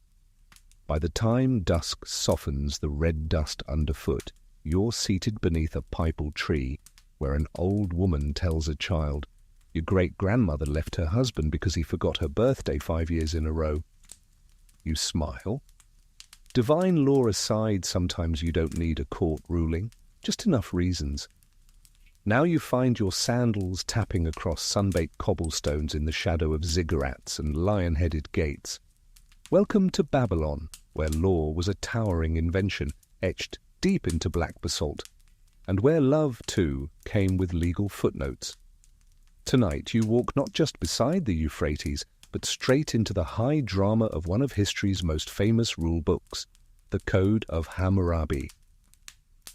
You pause before a stone stele, taller than a man and crowned with an image of Hammurabi receiving divine authority from the god Shamash.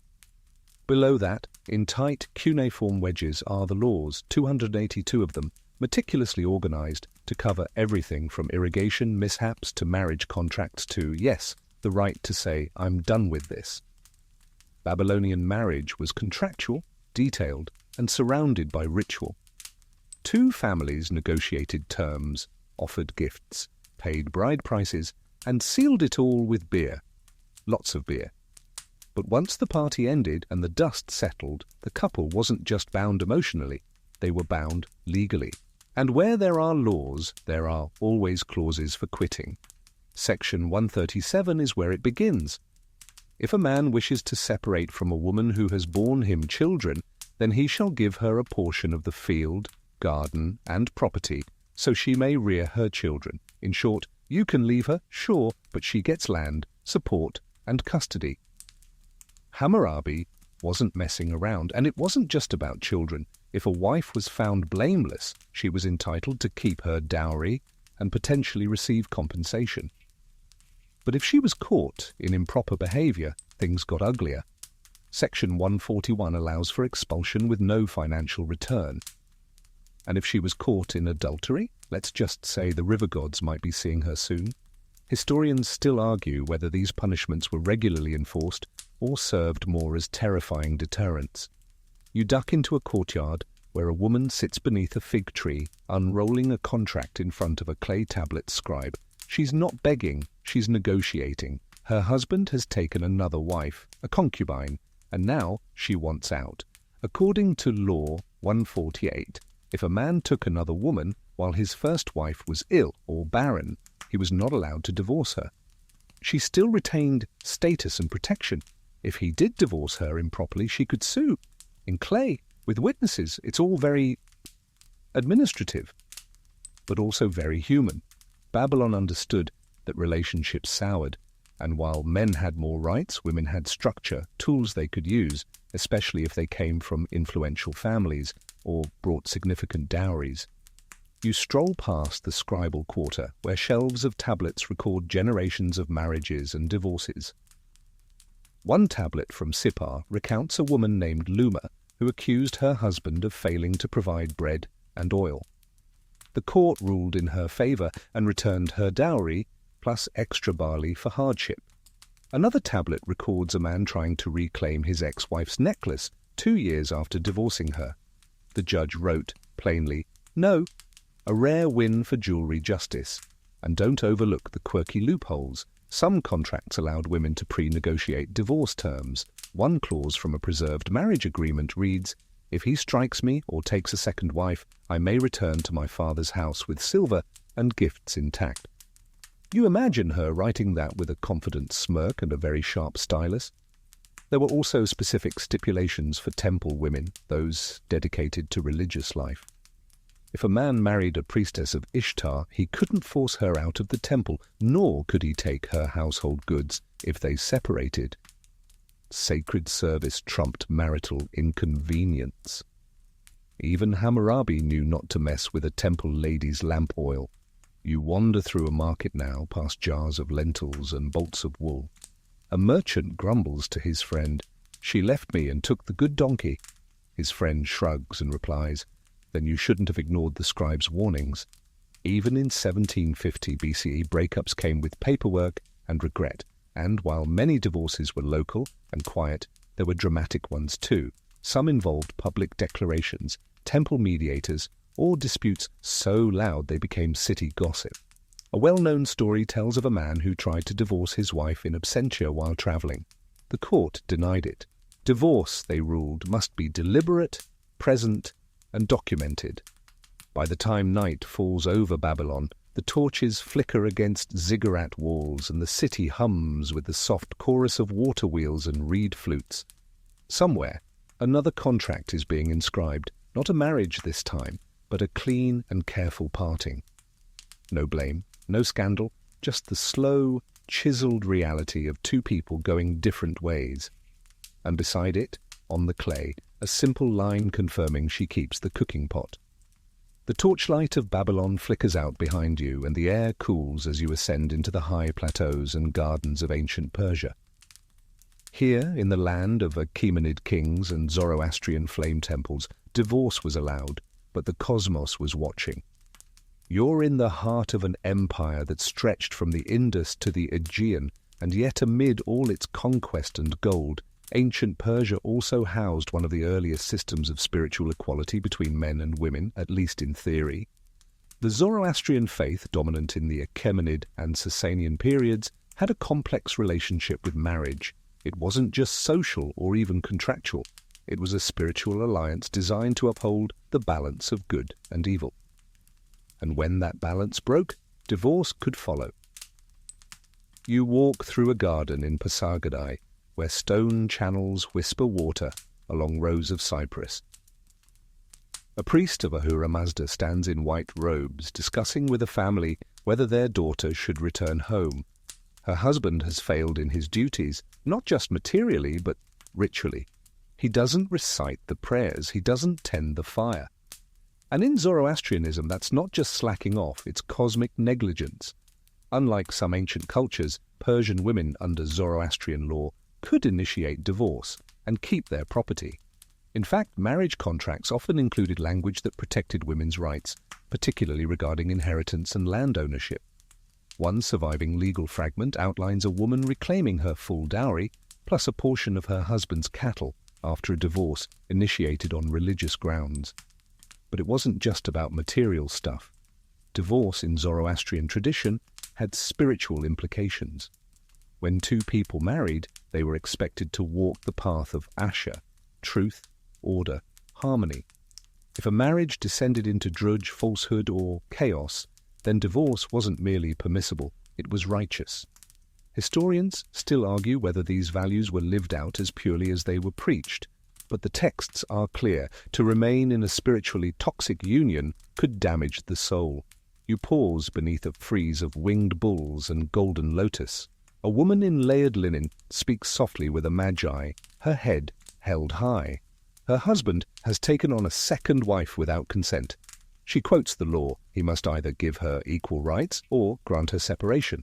The priest nods. Another parchment is unrolled. Now this wasn't universal. In rural areas or among tribes absorbed by the Persian Empire, divorce customs varied wildly. Some still followed older tribal codes where men could dismiss a wife with little recourse. Others saw divorce as shameful, to be avoided at all costs. But in the Zoroastrian centers, Persepolis, Susa, Ecbatana, where temples burned with sacred fire, the rituals of separation were often as structured as those of marriage. One fascinating quirk: there are records of divorce ceremonies, no, not cheerful celebrations with wine and dancing, but formal, witness-attended partings where the couple publicly acknowledged the failure and promised not to slander one another. a kind of ancient Persian non-disparagement clause.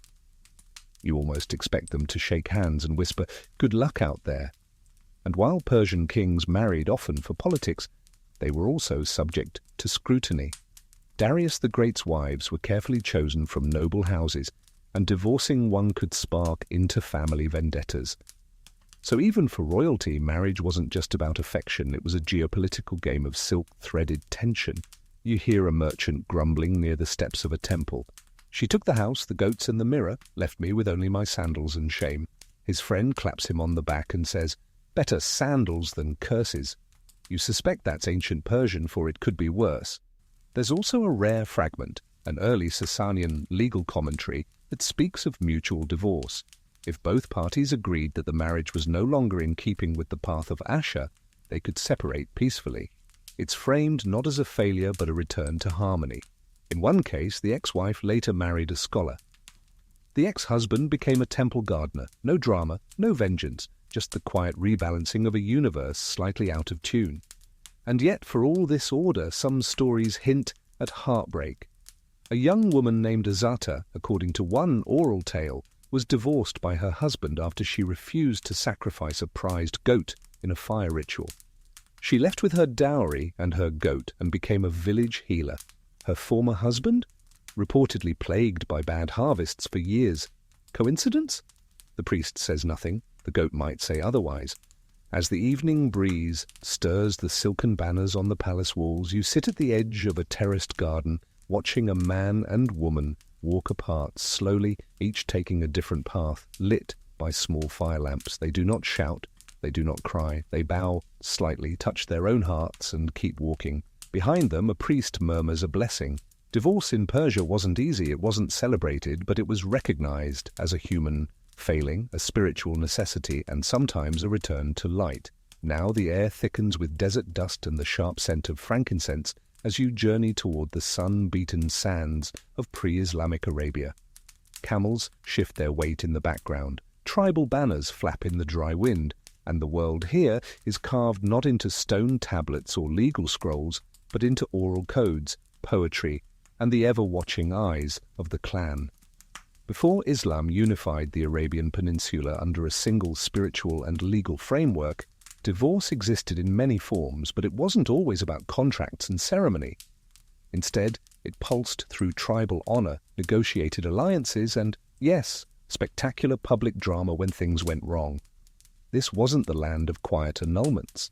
This was the land of songs, swords, and the witty one-liner that ended your marriage.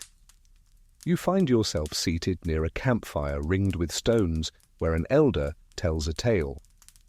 A man once divorced his wife in verse, spontaneously, during a feast in front of guests. The poem? Sharp, elegant, devastating. It rhymed, and it stuck. Historians still debate whether this tale is literal or just a folkloric warning, but one thing's certain. In pre-Islamic Arabia, words carried power, and divorce could happen the moment they were spoken. For men, the process was straightforward. If he no longer wished to be married, he could declare it aloud in front of witnesses. No paperwork, no appeals. He might say something as simple as, "You are no longer mine," or as lyrical as, "I release you like the arrow leaves the bow." Either way, the intent was clear and legally binding, sort of, because in tribal society, marriage was never just between two people. It was between families, clans, and honor systems. A hasty divorce could trigger a blood feud, an insult to a woman during a public dismissal. That might demand compensation or retaliation. So while men had the freedom to divorce easily, they didn't always have the luxury of doing it carelessly. And women? Surprisingly, they weren't without options. While male-initiated divorce, talaq, dominated, many women retained a clause in their marriage agreements, a right of exit, especially in matrilineal or more progressive tribes. If a woman's family was powerful, she could leave her husband, return to her tribe, and retain her dowry, or even demand recompense if she had been wronged. You stroll past a low-slung tent where a woman stares out at the dunes, her hand on a worn necklace. Her husband has failed in his obligations. No food deliveries, no shelter upgrade, no loyalty. In the poetry of the time, such men are mocked as those who wed but forget the firewood. That's a pretty brutal burn, pun absolutely intended. One of the more unique traditions was divorce by oath. A man might swear by the gods, or later by Allah, that he would never touch his wife again. If he repeated this oath multiple times, thrice often, it became irrevocable. Later, Islamic law would codify this into triple talaq, but the custom predated Islam and was already part of many tribal legal codes.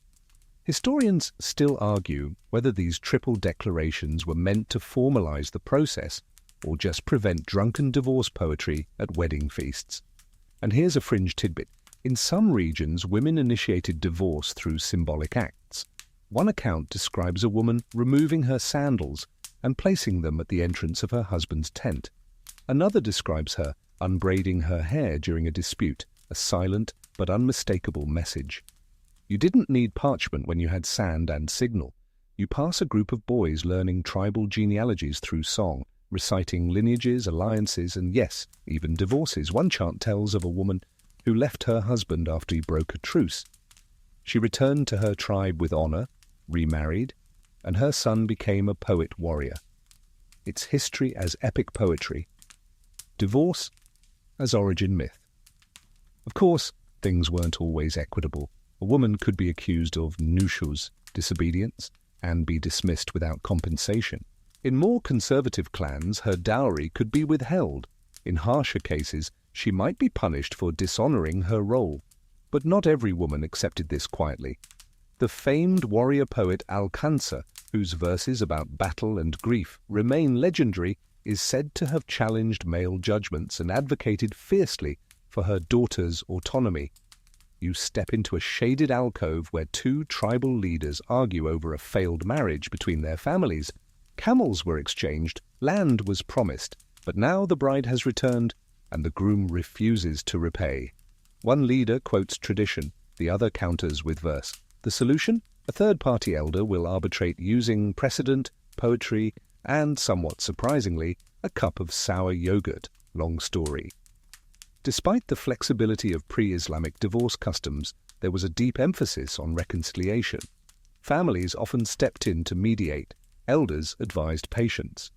One surviving proverb goes, "The desert cools at night, so too may the heart." That's ancient Arabian for sleep on it before saying something you'll regret.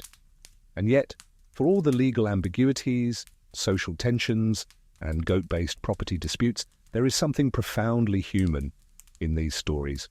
Divorces were emotional, they were performative, they were sometimes final and sometimes undone the next morning. They weren't sterile court procedures, they were living sagas. As the fire dies down and the stars ignite across the black canvas sky, you hear the final lines of a tribal divorce song drift on the wind. I gave you tent and time, you gave me silence and dust. So I returned to the stars and the sandal I placed at your door. The desert winds settle, and now you find yourself ascending into the smoky stillness of monasteries, the soft bell of prayer wheels, and a way of life shaped not by legal codes or clan rivalries, but by the slow churn of karma and compassion. Tonight you've entered the world of Buddhist breakups, quiet dissolutions guided less by law and more by balance, compromise and release. This is not a place of stone tablets or fiery declarations. Here in ancient Buddhist societies, particularly those shaped by early Indian, Tibetan and East Asian interpretations of the Dharma, marriage was not eternal. In fact, while marriage was accepted as a part of lay life, it wasn't seen as sacred in the same way as in other ancient religions. And so, unlike many of their neighbors, ancient Buddhists had room to let go, both of anger and of each other. You step into a small courtyard in early Buddhist India. A couple sits under a Bodhi tree, not arguing, but reflecting. A monk nearby offers tea, not judgment, and the couple quietly discusses their troubles.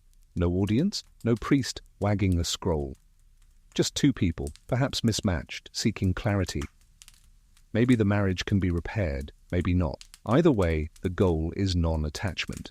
In Buddhist thought, suffering arises from clinging to people, to possessions, to ideas.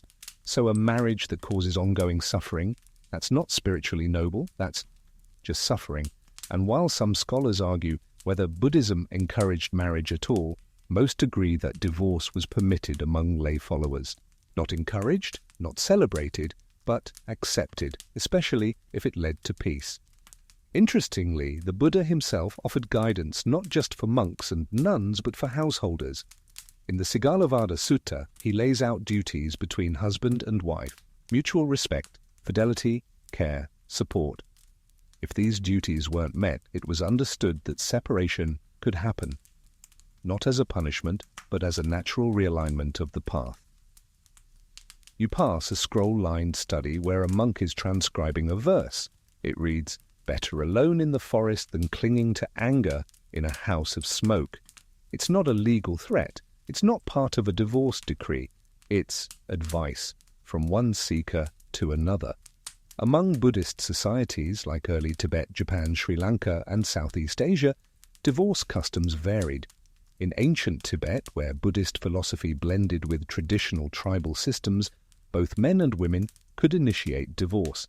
If a marriage wasn't working, the couple simply parted, often with families mediating the division of property, livestock, and even children. Some contracts specified the return of gifts, others left it to honor and custom. One Tibetan account tells of a wife leaving her husband because he failed to build the winter shelter on time, twice. She packed her bedding, took the yaks, and recited a prayer for his future health. Divorce, but with blessings, and probably frostbite for him. In ancient Japan, Buddhist influence softened rigid Confucian rules around divorce. Women, especially among the merchant and lower classes, could leave marriages if neglected or abused. There are even records of temple-sponsored mediators who facilitated peaceful separations. In some regions, couples would write parting letters and leave them at the temple gates, a spiritual inbox for the divine to witness their uncoupling. Historians still argue whether Buddhist divorce was truly egalitarian, or if male privilege still quietly ruled the outcomes. In many regions, a man could still dismiss a wife more easily than the reverse. But the spirit behind the separation was different. No damnation, no shame, just the hope for less suffering. A fringe tidbit? In certain Thai villages, traditional Buddhist marriage ceremonies included a small clause for future exit. It was spoken aloud: "Should our paths diverge, may we part with compassion," and then never mentioned again unless needed. It's like a prenup written in lotus petals. You stroll by a small altar where 2 incense sticks burn slowly. Nearby, a former couple, now neighbors, share rice at a low table. They're no longer married, but they still share the garden. No one in the village sees it as strange. It simply is. Love once bloomed. Now it's compost. And the soil is still useful. Buddhist teachings also emphasized letting go of resentment after divorce. To cling to anger was to remain trapped. One monk's writing from the Tang dynasty urges those ending a marriage to release bitterness like ash in water. You wonder how many exes today could benefit from that imagery instead of subtweeting at midnight. Divorce didn't require divine intervention. There was no curse, no eternal mark. In fact, many remarried, sometimes to people they were better suited to, sometimes to no one at all. Monastic life was always an option. More than a few divorcees traded marriage for robes, seeking peace not in a new partner, but in the absence of one. As dusk wraps around the pagoda spires, a bell chimes from a distant monastery. A woman folds up a cloth bundle, her things. Her ex-husband hands her a small string of prayer beads. They bow. She walks away with light steps, not because she's escaping, but because she's unburdened. No one cheers, no one weeps. The leaves rustle, the incense fades, and another karmic knot gently comes undone. You open your eyes now to soft rain falling across a windswept field of heather and moss.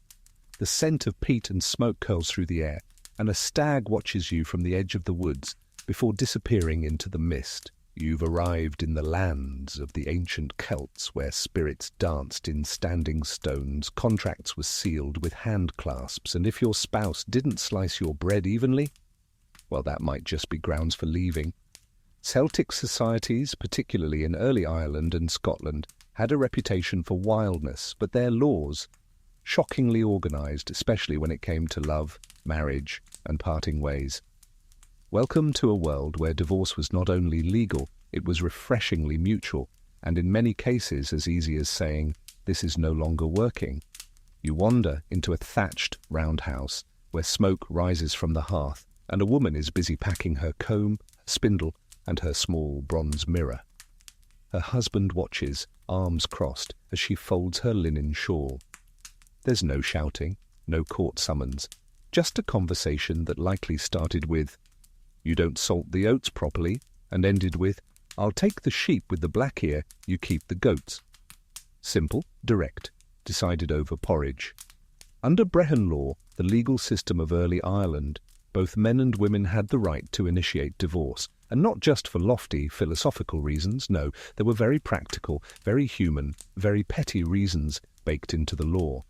Among the legitimate reasons for a woman to leave her husband, he was too jealous. He spread false stories about her. He failed to provide for the household. He was physically defective in some way. Yes, really. He had become sexually unfaithful, lazy, or just plain unpleasant. Men, of course, had their list too, but what's extraordinary is that women had legal protection, in some cases more than in other parts of Europe, for centuries to come. If divorced, a woman could reclaim her property, her dowry, and even her cattle, which in Celtic society was basically the same as keeping the house and the car. Historians still argue how often these rights were exercised outside of elite or landholding families, but the written codes are there. Real, surprisingly specific, and in one case hilariously petty. A woman could divorce her husband if he grew too fat for the marriage bed. Your ancestors? Savage. You pause at a forest clearing where a bard is reciting verses by firelight. His song? The lament of a man whose wife left him because he no longer sang at dawn and burnt the honey bread twice in one moon. A cautionary tale set to a jaunty harp tune. Divorce, now available in musical form. Another quirky tradition, the trial separation. Some couples, rather than splitting entirely, would separate for a year, living apart, tending their own herds, and reconvene to decide whether to reunite or finalize the break. You could call it prototherapy, or you could call it the "you sleep at your mother's hut" rule. There was also a concept of marriage by contract term, a one-year trial marriage that could be renewed or not, no hard feelings. This wasn't a loophole, it was a recognized system. If both parties agreed not to continue after the year, the bond dissolved. It's the ancient Celtic version of dating with Google Calendar. In some communities, cohabitation without marriage was entirely normal. If a couple lived together, shared property, and raised children, the relationship was recognized, and if they separated, the division of property was negotiated fairly based on who brought what into the relationship. You wonder how many modern couples would benefit from a legally binding "who gets the sheep" clause. The emphasis again and again was on mutual respect, practicality, and preserving peace.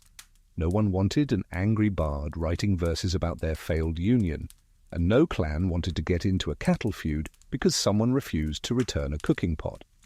Of course, not every separation was so polite. Some included feuds, some triggered insults, but even then Brehon law provided remedies, fines, mediation, and compensation. A good poet could even serve as a neutral party, composing a song to settle the score and soothe bruised egos. You walk past a stone circle, slick with rain. A couple stands apart on either side, each holding a torch. They speak vows, not of union, but of farewell. They agree on grazing rights on the weaving loom, on who will teach the children to spin. Then they toss the torches into the centre and turn away. No bitterness, just clarity. One surviving line from a medieval Irish legal poem reads, "What is broken can feed the fire, so let us not carry ash into the next season." You sit at the edge of the firelight as a storyteller weaves one last tale. A woman named Ina who left her husband after he mocked her beekeeping. She built her own cottage, kept her bees, and wrote honey poems that were passed from village to village. Her ex-husband, still allergic. As the fire dims and the wind carries the scent of wet earth and wild mint, you realize in the ancient Celtic world, divorce wasn't a shame. It was a shift, a rebalancing, a recalibration of life's ever-turning wheel. People came together, they parted, and the sheep still needed herding either way. Now you brace yourself for a colder wind as you sail northward into a world of longhouses, carved rune stones, and the low, eerie hum of the sea. You've landed in Viking territory where the ale is strong, the gods are moody, and marriage, like everything else, is a negotiation of strength, survival, and stubborn pride. Divorce here wasn't a courtroom event. It was a doorway, often quite literal. Among the Norse, love was real, but so were contracts. Marriages were built not just on attraction or offspring, but on property, kinship ties, and mutual usefulness. And if the usefulness ended, well, a Viking woman didn't have to wait for her husband to act. She could walk out the door, declare the marriage over, and take her dowry and dignity with her. You step inside a smoke-filled longhouse, the air thick with wood smoke and stewed onions. A woman, tall and sharp-eyed, stands by the central hearth. Her voice is calm but firm as she declares, "I divorce you, I part from you, I leave our bed and board." That's it. No judge, no witnesses required. She walks out through the front door, which, in case you're wondering, was symbolic. Walking out the main entrance meant the split was public, formal, and irreversible. In Icelandic sagas and Norse law codes, women had the right to divorce. Yes, you read that correctly. Women. Viking women. If her husband mistreated her, cheated, failed to provide, or, this is a real clause, wore too feminine clothing, she could declare divorce. Historians still argue how often this happened in practice versus how often it was written as an option. But the law is clear. Female agency in marital matters was respected, especially in Iceland, where oral law carried enormous weight and community memory served as a legal archive. Let's talk specifics. If a man struck his wife, especially in front of witnesses, she could leave immediately and retain her property. If he neglected the household or became lazy, say, obsessed with runes and mead, she could give 3 warnings. If he failed to reform, she could go. You pause near a carved pillar outside the longhouse, where a rune stone records the legacy of a woman named Catildis. It reads, "She left her husband when he broke the table and her trust. She took the cows, she kept the boat." Vikings didn't do passive aggression, they did stone-carved closure. Now a man could, of course, initiate divorce too. He might do so if his wife was unfaithful, disrespectful, or failed to bear children, but he was also bound by social consequence. Divorce meant the breaking of alliances, not just hearts. Families negotiated these splits, and both parties were expected to honor property divisions. A husband who tried to cheat his ex-wife out of her dowry might find himself on the receiving end of a spear, or at least a saga, one quirky bit of law. A wife could divorce her husband if he was cowardly in battle. Yes, lack of valor was a deal-breaker. You imagine one woman watching her husband hide behind a barrel during a skirmish and thinking, "That's it, I'm taking the goats and leaving." And it wasn't always tragic. Divorce could be practical.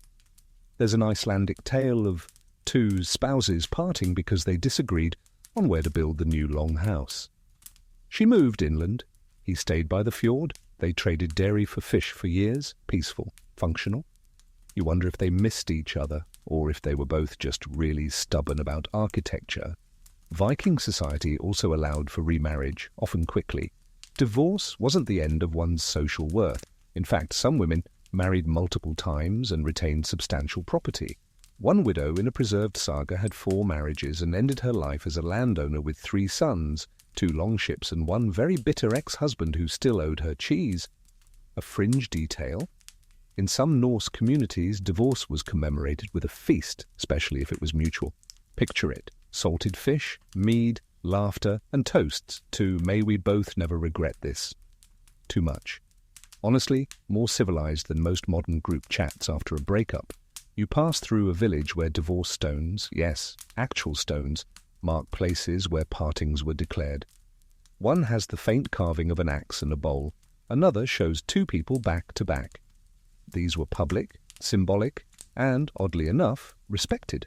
No one mocked the divorced. They just knew these two weren't meant to share a hearth anymore, and through it all, Norse mythology whispered reminders that even gods had messy relationships. Odin's mysterious disappearances, Freya's endless quest for her lost husband Oda, and Loki's multiple baby mamas all proved that marital chaos was not only expected, it was divine. As twilight sets over the fjords, you watch two figures part at a shoreline. He hands her a bundle of wool. She gives him dried berries. They nod. She takes the boat. He stays with the sheep. No curses, no tears, just the end of one saga and the beginning of another. In the Viking world, divorce wasn't weakness. It was clarity. And sometimes, walking through that front door, head high, goat in tow, was the strongest thing you could do. You awaken now to the rhythmic pounding of drums and the gentle hiss of wind through tall grasses. The sun sits heavy over the savannah, and woven homes cluster in a semicircle beneath the spreading arms of a baobab tree. You've arrived in ancient Africa. Not one civilization, but many. Not one system of divorce, but a kaleidoscope of traditions, each rooted in kinship, cattle, and deeply practical wisdom. This isn't Hammurabi's law or Roman writ. This is customary law passed down by griots and grandmothers, and it was just as binding, just as complex, and often far more intimate. Because here, marriage wasn't just about two individuals, it was about lineages, and divorce. That meant negotiating with generations, often over beads, bloodlines, and who got to keep the cooking pot. You're now standing in a village of the Akan people, in what is now Ghana. A woman approaches the family compound, her wrapper tied tightly, her face composed. She kneels before the elder women, places a small calabash bowl on the ground, and speaks a phrase no one wants to hear. "I am tired. I wish to return to my mother's house." That's it. That's how a divorce begins. Among many sub-Saharan African societies, divorce was accepted, even expected, when things no longer served the harmony of the group. Unlike the sin-stained divorces of later colonial models, African divorces could be graceful, ritualized resets rather than failures. In matrilineal societies, such as the Akan or the Ashanti, property and identity flowed through the mother's line. This meant a woman could return home with dignity, with her children, and with the full support of her maternal family. A husband who mistreated his wife? He might be fined in livestock or beads, and her uncles would make sure he paid promptly. In patrilineal groups like the Zulu or Maasai, divorces were more structured. A woman often had to return bride wealth, lobola, a payment of cattle or goods given by the groom's family. But if the husband was abusive or neglectful, she might be allowed to leave without returning a single hoof. And if there were children? Oh, then the elders would be meeting all day, deciding where the children would go, who owed what, and who had to host the next community gathering. Divorce here was never just personal. It was communal accounting. You walk past a circle of men and women seated on low stools, drinking palm wine and discussing a separation. No shouting. Just questions like, who planted the cassava grove? Who taught the boy to fish? Does she take the cooking stones, or do they stay with the husband's compound? It's less about blame, more about sorting the spiritual and practical fallout. Historians still argue whether these customary courts favored men or women. The answer? It varied. In some groups, men had final say. In others, elder women were the real power, deciding whether their daughters or nieces should remain married or come home. One West African proverb reads, "The woman who birthed you also knows when to call you back." And the rituals? Beautifully bizarre. Among the Igbo, a woman might return her marriage beads, symbolic of her bond, to her husband's mother as a sign the union was over. Among the Dinka of Sudan, a man could walk a woman to her parents' home and place a cow tether on their doorstep. An unspoken message, she is yours again. And then there's the trial return. In many regions, a woman could leave her husband's compound and return to her natal family for a cooling-off period. If the husband didn't come to fetch her, bringing gifts, apologies, or at least some smoked fish, the marriage was considered void. But if he arrived with humility and perhaps a new goat, reconciliation was possible. You smile. A goat can do a lot in the right hands. One particularly quirky tradition? In certain tribes, if a woman was seen carrying her cooking stones out of the compound, the neighbors would whisper, "She's done." Those stones, blackened by fire and story, were sacred. If they left, so did the heart of the home. No shouting needed, just the quiet clink of stones in a cloth bag. You hear drumming now, slow, steady, not celebratory. It's a divorce ceremony among the Yoruba, yes, a real event. The couple sits facing one another, elders beside them. They speak their grievances, not cruelly, but truthfully. Then they each pour a libation onto the earth, asking the ancestors to bless their parting. One elder speaks the final words. You came together under sun and moon, now go separately under stars. In the background, children play, elders nod, and life continues. The village doesn't collapse, the earth doesn't open.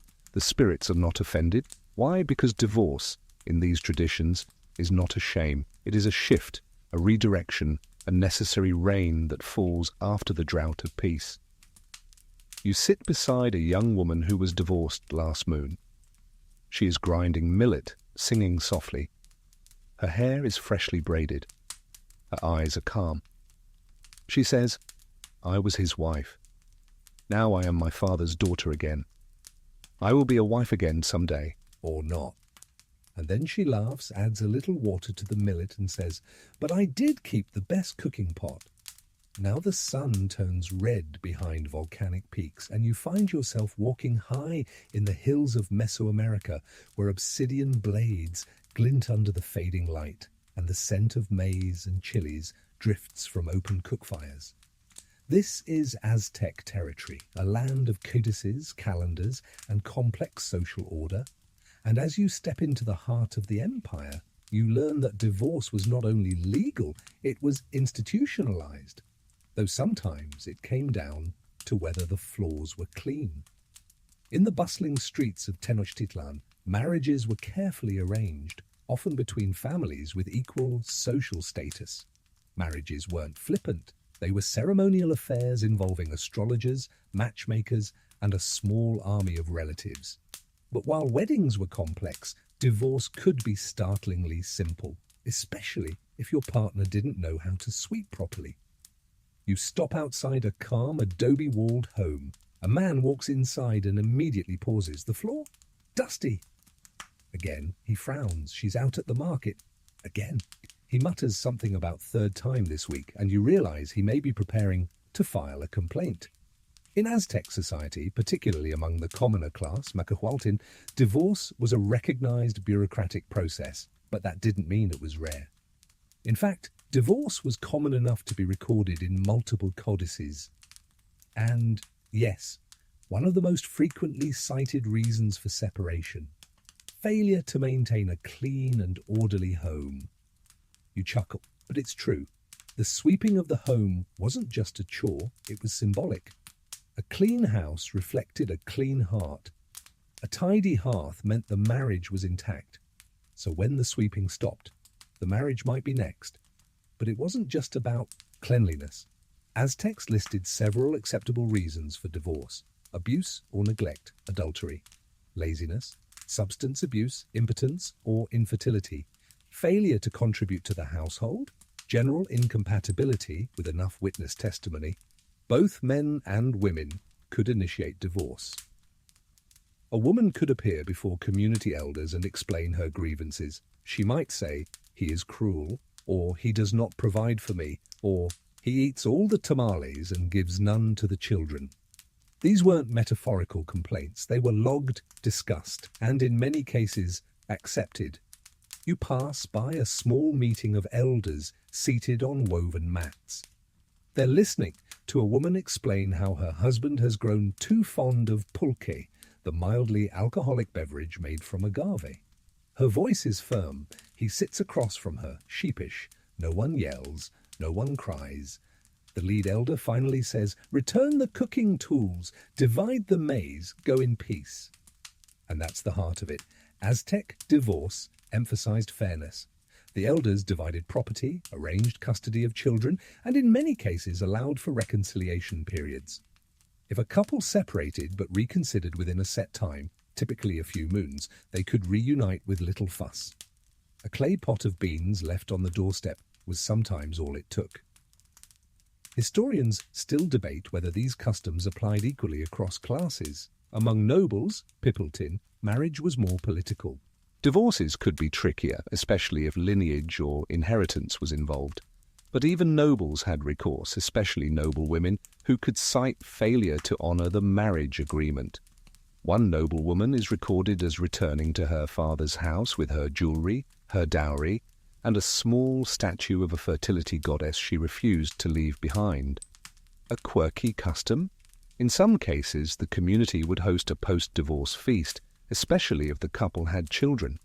This wasn't a celebration of separation, but of continuity. The families remained in each other's social orbit, especially in villages where everyone knew everyone.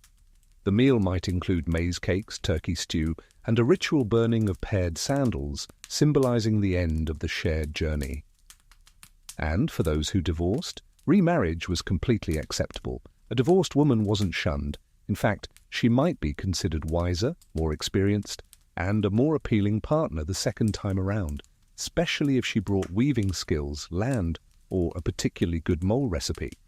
You stop by a market stall where a middle-aged woman sells obsidian blades. She smiles at you, proudly announcing, "I've had 2 husbands, left one for drinking, buried the other for snoring too loud." She laughs. You suspect she's half joking, or not. Divorce in Aztec culture wasn't without emotion, but it wasn't laced with shame. It was a practical response to incompatibility, a way to maintain social balance and family well-being.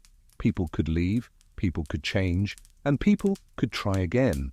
As the sun finally disappears behind the temple steps and a flute begins to play somewhere in the dark, you watch a former couple walking home in separate directions. Their child runs between them, laughing, holding a tortilla in each hand. There's no hatred, just movement, just life. And somewhere behind them, the floor has finally been swept. Dawn rises over limestone temples and jungle vines as you enter the lush, green world of the ancient Maya, a civilization of astronomers, scribes, cacao merchants, and astronomically precise love lives. Here, relationships were not just practical or political. They were celestial, calculated, and often symbolically bound with rituals far older than writing itself. And divorce? Divorce was not a scandal. It was a ceremony of untying. You step into a village near Copan where birds sing over thatched rooftops and a woman ties a bundle of maize in a woven cloth.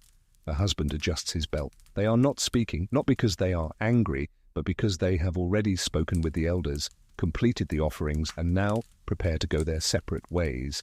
As the saying here goes, we were joined with thread, and thread may be cut.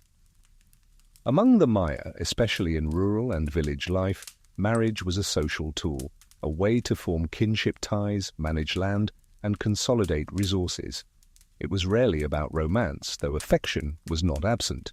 Children, harvest labor, and household cooperation were the primary goals. So if those goals weren't met, if the firewood went uncollected, or the tortillas always came late, or trust dissolved like sugar in rain, divorce was a solution, not a sin. And the process? Surprisingly straightforward. Unlike the rigid laws of empires like Rome or Persia, Maya societies governed marriage and divorce through custom and community consensus. If a couple wished to separate, they approached a local elder, often a respected villager or religious leader, and explained their grievances. After a period of mediation, if no resolution was found, the elder performed a simple, unbinding ritual, symbolic rather than legal. One of the oldest rituals involved untying a symbolic marriage knot, sometimes a cord or string, bound during the wedding. In the divorce ceremony, the couple would each take one end and pull gently until the knot came loose. It was not a tug of war, it was not a show of strength. It was a quiet acknowledgement. This is undone. And when they walked away, they did so barefoot, each taking one of the small hearthstones from the shared fire. No words, just cool dawn air and soft footsteps on packed earth. You wander through a painted hall where scribes once recorded the genealogies of royal households. Here, too, divorce occurred, even among kings and queens.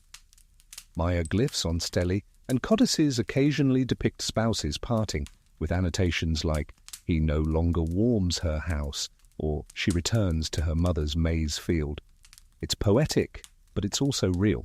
These people lived through the same entanglements and disappointments as anyone else, just with more jaguar masks involved. One especially famous queen, Lady Khatun, divorced her consort after he failed to produce heirs and offended the maize priest during a planting ceremony. She left with her dowry and the allegiance of 2 key nobles. He reportedly retired to a cacao farm. We don't know if he missed her, but the cacao thrived. In Maya communities, women had significant social power. They could own land, control marketplaces, and manage household property.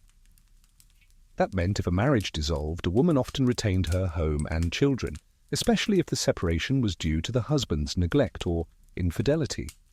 And if she wanted to remarry, there were no spiritual penalties. In fact, some records show women choosing new husbands within the same extended family. You imagine the awkward dinners. And here's a delightfully quirky detail. Among some Yucatan villages, a woman could signal her intent to divorce by placing her husband's woven belt outside the door. If he retrieved it silently before sunrise, they were finished. If he knocked and asked for forgiveness, a chance remained. One man reportedly found his belt out 3 times in one moon cycle. The 4th time, he just left it there. You pass a cooking hut where 2 older women chat over coals, one stirring thick chocolate, while the other braids her grey hair. One leans in and says, "I sent mine away because he forgot the moon days." The other snorts, "Mine snored like a tapir. I gave him to my cousin. She was lonely." You blink. No judgment, no shame. Just practicality and a little dark humour. Divorce among the Maya wasn't noisy or shaming. It was quiet, respectful, and attuned to the rhythms of nature. One popular phrase in Maya poetry was, "Let our paths fork like rivers that still remember their source." Imagine hearing that instead of "it's not you, it's me." As evening sets, you sit near a ceremonial hearth, watching as another couple approaches. The elder holds a candle. The man carries a maize husk, the woman a clay cup. They place them side by side, then pick them up and walk in opposite directions. No tears, no priest shouting, just the soft sound of parting. In a world obsessed with balance, the Maya understood something many cultures forgot. Not all pairings are meant to last, and that's okay. There is honor in staying, but also wisdom in knowing when to release. And sometimes the strongest thing 2 people can do is loosen the knot gently and walk away barefoot under the stars. Mist rolls in from the Andes now, cool and damp as you ascend stone steps into the realm of the Inca Empire, where terraces cascade like green stairways down the mountainside and golden suns gleam on temple walls. This is a world of order, reciprocity, and meticulous state oversight, where even divorce was managed with the same precision as the planting of potatoes or the counting of quipu knots. Among the Inca, marriage wasn't just a personal arrangement. It was a state-supported, state-tracked, state-sanctioned institution. The empire encouraged unions to stabilize communities, produce laborers, and connect lineages across its vast and mountainous domains. But while the state preferred stability, it also understood something refreshingly modern. Sometimes people just weren't compatible. And when that happened, they could go their separate ways, as long as they told the right official. You find yourself in a small elu, a local kinship unit, where everyone knows each other's potato fields and llama inventory. A man and a woman stand in front of the kuratsa, the local headman, who scribbles symbols into a bundle of knotted cords. The man explains that his wife no longer respects the rotation of field work. The woman replies that he forgets festival days and always miscounts the maize. The curato listens, nods once, and unties a small knot. That's the marriage, unwound. Divorce in Inca society was legal, structured, and, importantly, gender-neutral. Both men and women could request separation. And while the state kept records, it rarely interfered unless property disputes or child custody issues threatened communal stability. And yes, women had rights. If a woman wished to leave her husband, she could return to her family compound, bringing her children if they were still nursing. If older, the children typically stayed with the father's lineage, more for economic continuity than parental preference. Property was divided based on who brought what into the marriage: land, tools, animals, and even festival clothing. One record includes a dispute over who got the ceremonial feather cape. Spoiler: she did. Historians still argue whether this relative legal equality reflected lived reality, especially in rural or patriarchal regions. But the administrative documents suggest that divorce was neither rare nor scandalous. It was expected, particularly among young couples arranged by family or community, but who found themselves mismatched once the chicha ran out and the roof needed thatching. One quirky detail: in the highland town of Huanucopampa, officials tracked marriage and divorce with color-coded quipu, knotted strings used for accounting. A yellow cord marked a marriage, a green one recorded a separation. And red? That meant children were involved. You imagine the bureaucrats squinting at the strings, muttering, "Ah yes, this couple again, the ones who argued about guinea pig portions." Divorce was even encouraged in certain cases. If a marriage produced no children within a few years, either party could dissolve it to try again. Fertility was prized, not just for family pride, but for state labor quotas. More children meant more hands for harvest, weaving, and llama herding. So a union that didn't produce workers was quietly nudged apart. Practical, slightly cold, very Inca. You stop at a market where an older woman sells dried coca leaves and tells stories with every handful. "I divorced twice," she says. "First one forgot my mother's death day. Second one gambled away my good spindle." She shrugs. "Still got the better loom." And the community? They didn't exile her. They helped rebuild her roof. Among Inca nobility, things got more complicated. Elite women were often married off for alliance building. But even here, divorce was possible, though more political. If a noble woman displeased the emperor, she could be sent back to her family estate. Conversely, a noble wife could demand separation if her husband neglected his ritual duties. A chronic mispraera, grounds for a very formal goodbye. And while the Inca elite practiced polygyny, especially the Sapa Inca, the emperor, the first wife held special status. She was the koya, the queen, and her role was not easily revoked. Divorce from a koya might mean reshuffling not only marriage ties, but religious order, since she often represented the moon goddess on earth. In those cases, it wasn't just paperwork, it was celestial negotiation. One fringe legend tells of a woman who divorced her husband because he failed to bring her water from the sacred spring 3 days in a row. She cited neglect of ritual. The local priest agreed. He lost her and his position as ceremonial water boy. Brutal. In some remote villages, a form of symbolic separation was practiced. Each spouse would turn their back on the other and walk in opposite directions around the kancha, the household enclosure. If they met again at the gate and embraced, reconciliation was possible. If not, the divorce was considered complete, elegant, emotional, environmentally sustainable. As the fog begins to creep back across the terraces and the llamas settle down for the night, you watch a woman light a small clay lamp in her now solo home. She tends her garden, braids her hair, and adds a new quipu strand to her belt, a green one, not to mourn, not to boast, but simply to record another chapter, another knot unfastened. In a civilization obsessed with cycles, seasons, and solar balance, the Incas understood that even the most carefully woven cords sometimes needed to be undone. A gentle breeze catches the edge of your sleeve as you step softly through a bamboo gate and into the tranquil, meticulously ordered world of Heian-era Japan. The garden is quiet but alive. Koi glides silently in still ponds, and the faint rustle of silk sleeves mingles with the scent of plum blossoms. Here, every glance is weighed, every note of a koto string carries a deeper meaning. And divorce. Divorce is as subtle and as sharp as a poem left on a pillow. In the Heian period, 794–1105 CE, Japan's imperial court flourished with art, literature, and aesthetic philosophy. Marriage among the nobility wasn't a legal arrangement in the Western sense. It was a social dance, defined by custom, poetry, and etiquette.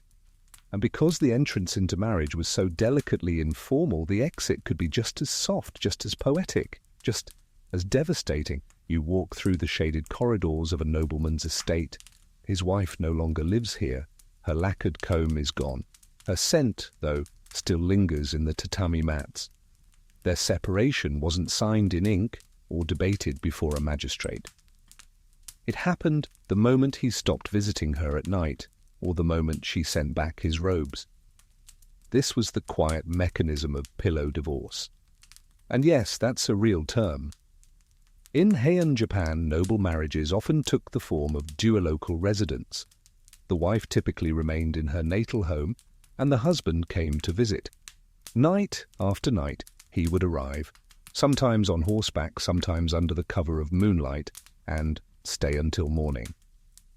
The relationship was measured in the frequency and quality of these visits. No visit, no marriage. If a man ceased his visits, it was taken as a sign of emotional withdrawal and could signal the end of the relationship. The woman, if she chose to formalize it, would send back the gifts he had given her, his clothing, his poetry, or symbolic tokens. No heated argument, just a folded kimono placed carefully in a lacquered box, delivered by a servant at dawn. And that was it. The marriage was over. It might sound airy, but these acts had real consequences, especially for women. A woman's status at court depended heavily on her alliances. A dismissed consort could lose rank, property, or her access to patronage. But that didn't mean women were powerless. Some high-ranking women, especially those from noble families, had multiple suitors and could end relationships at will. Historians still argue whether this level of female autonomy reflected genuine empowerment or was merely tolerated because it didn't threaten patriarchal power structures. But the fact remains, many Heian women wrote poems of farewell, and some became celebrated authors after their divorces. You kneel at a scroll and read a tanka poem composed by a noblewoman after separation. He no longer comes. But the moon still casts his shape on my pillow's edge. Even absence has a voice, though it no longer speaks mine. It's hard to tell whether you're witnessing romance or an elegant execution, and the reverse was true as well. If a woman tired of her husband or his nightly visits grew tedious, she could refuse to open her blinds. In a world of layered meaning, this was as firm a no thanks as slamming the door. One record mentions a court lady who, after receiving the same poem from her lover 3 nights in a row, replied with, "Your words are familiar, as is your face. Both bore me." Divorce, Heian style, and let's not forget the ritual gifting of parting words. Sometimes the end of a marriage came with a final letter, sealed in incense-scented paper.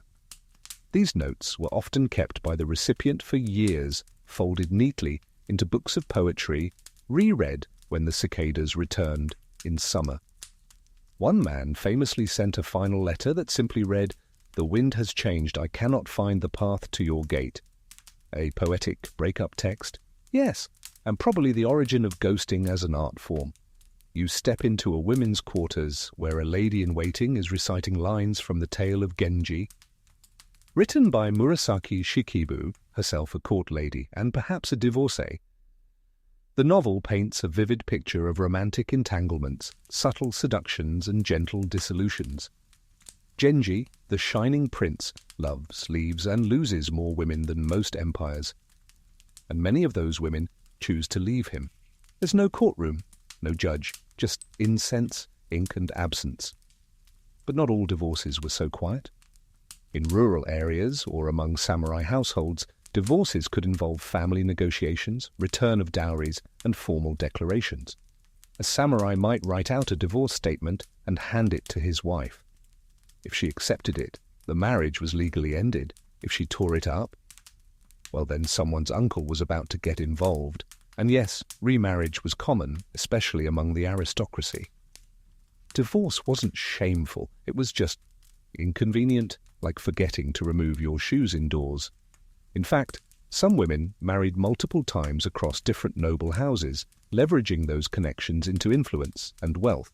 As twilight paints the paper screens in golden shades, you watch a woman sit before her mirror. She gently brushes her hair, folds a poem into her sleeve, and extinguishes the lamp.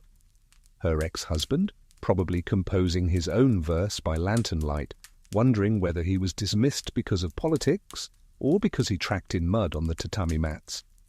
In Heian, Japan, divorce was rarely loud. It was never final. It echoed in poetry, lingered in incense, and sometimes found its way into stories that still shimmer with silk and sorrow. Because here, even heartbreak had beautiful handwriting. Now the mood shifts again as you pass through a stone gate, where the arching tiled roof and firm courtyard walls of Joseon-era Korea loom tall and proper. You hear the hush of servants sweeping courtyards, the clink of porcelain teacups and the whisper of silk robes. Here, everything has order, everything has weight, and divorce, while possible, is no longer a matter of quiet poetry or shared hearthstones. It's a matter of family honor, Confucian hierarchy, and who offended whose ancestors. You're in 15th century Korea, where Confucianism has taken root so deeply it wraps around every part of life like ivy. Marriage is no longer simply between two individuals, it's between lineages, clans, ancestor tablets, and yes, household furniture. Divorce isn't something whispered under moonlight. It's debated in the main hall while elders stroke their beards, scrolls are unfurled, and someone politely coughs to break the tension. And yet it still happened. Technically, a husband could divorce his wife for one of 7 permitted reasons, laid out neatly in Joseon law. The list? Well, brace yourself. A woman could be divorced if she failed to bear a son, committed adultery, disrespected her in-laws, talked too much, yes, really, suffered from a serious illness, engaged in jealousy, committed theft. Lovely, right? But, and here's where it gets interesting, there were 3 exceptions that blocked these divorces. Even if she ticked one of the 7 sins, the husband could not divorce her if she had mourned his parents for 3 years. There was nowhere else for her to return. She had once been poor and now shared in his wealth. So yes, Confucian law came with Confucian footnotes, which makes you think the bureaucrats were just as tangled in the grey areas as we are today. Historians still argue whether these exceptions were actually respected in rural villages or were more idealistic guidelines scribbled in neat calligraphy while real families shouted in the courtyard. But here's the twist. Although husbands had the upper hand legally, some women did initiate separations, especially if they came from elite families. A noblewoman whose husband disgraced the clan, squandered wealth, or became entangled in political failure might simply return to her natal home, with her status intact. And occasionally, the family would support her divorce petition, especially if her husband's actions embarrassed the family ancestors and you really didn't want to anger the dead. You're in a dim, wood-panelled room now, where incense curls toward the beams. A wife kneels beside the family altar, her head bowed as she places a folded divorce letter, written by her husband, beside her father's spirit tablet. He's the one she'll go home to. Not in body, necessarily, but in standing. Because even in divorce, the question was always, which ancestor are you honouring and which one are you offending? And divorce had material consequences. Property was typically controlled by the husband's family. Children almost always stayed with the father. A divorced woman could be labelled as disgraced, if the cause wasn't deemed legitimate. And remarriage? Technically allowed, but socially tricky, especially if children were involved. Widows were actually more respected than divorcees, which led to the bitter reality that some women preferred widowhood to returning home branded with failure. Still, some got creative. There's a quirky tale of a wife who secretly paid a scholar to forge an astrological incompatibility reading, claiming that their birth signs were cosmically misaligned and thus dangerous to the harmony of the clan. It worked.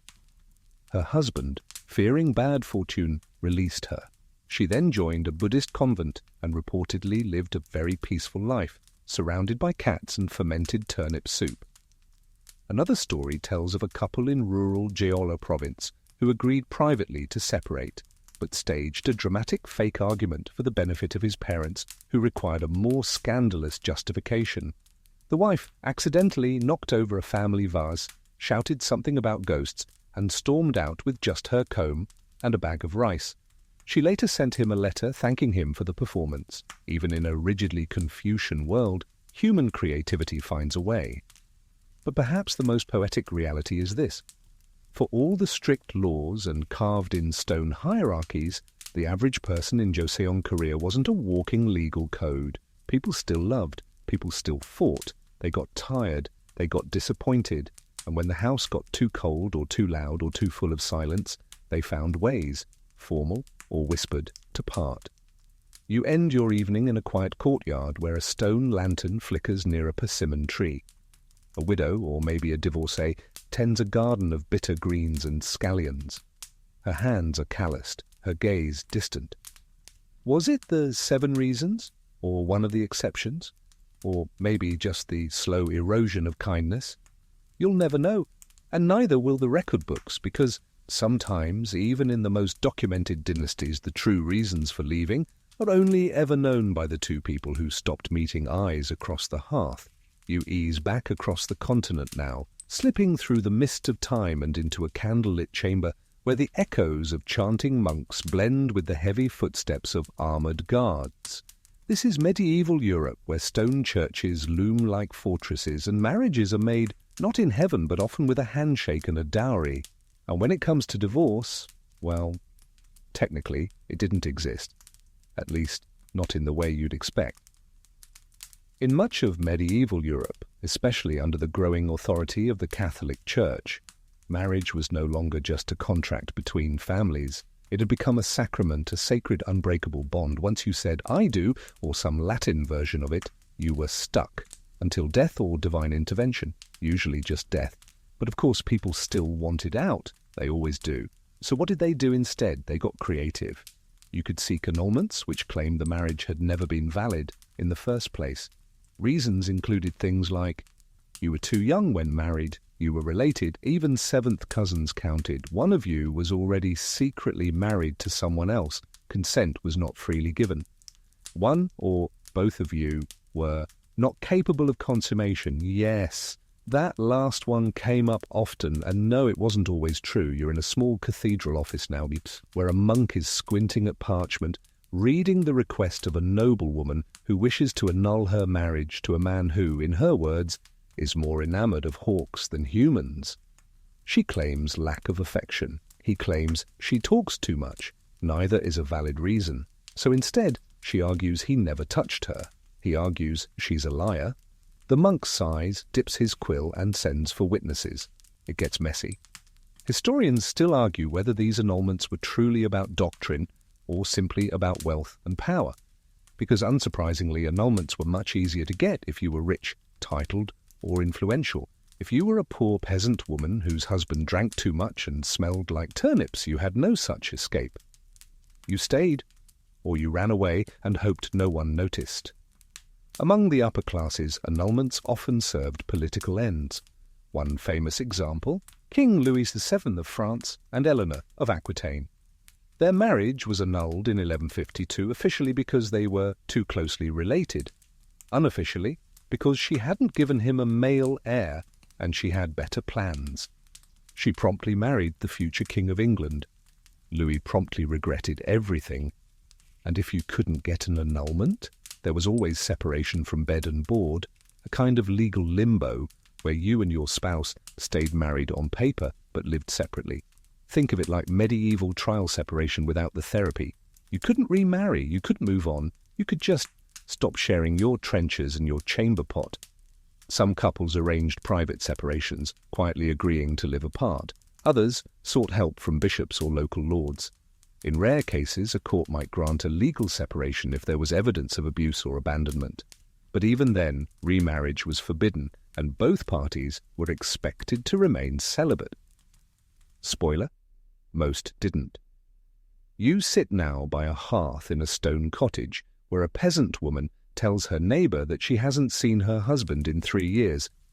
"He went for firewood," she says with a shrug, in Burgundy. She doesn't seem upset.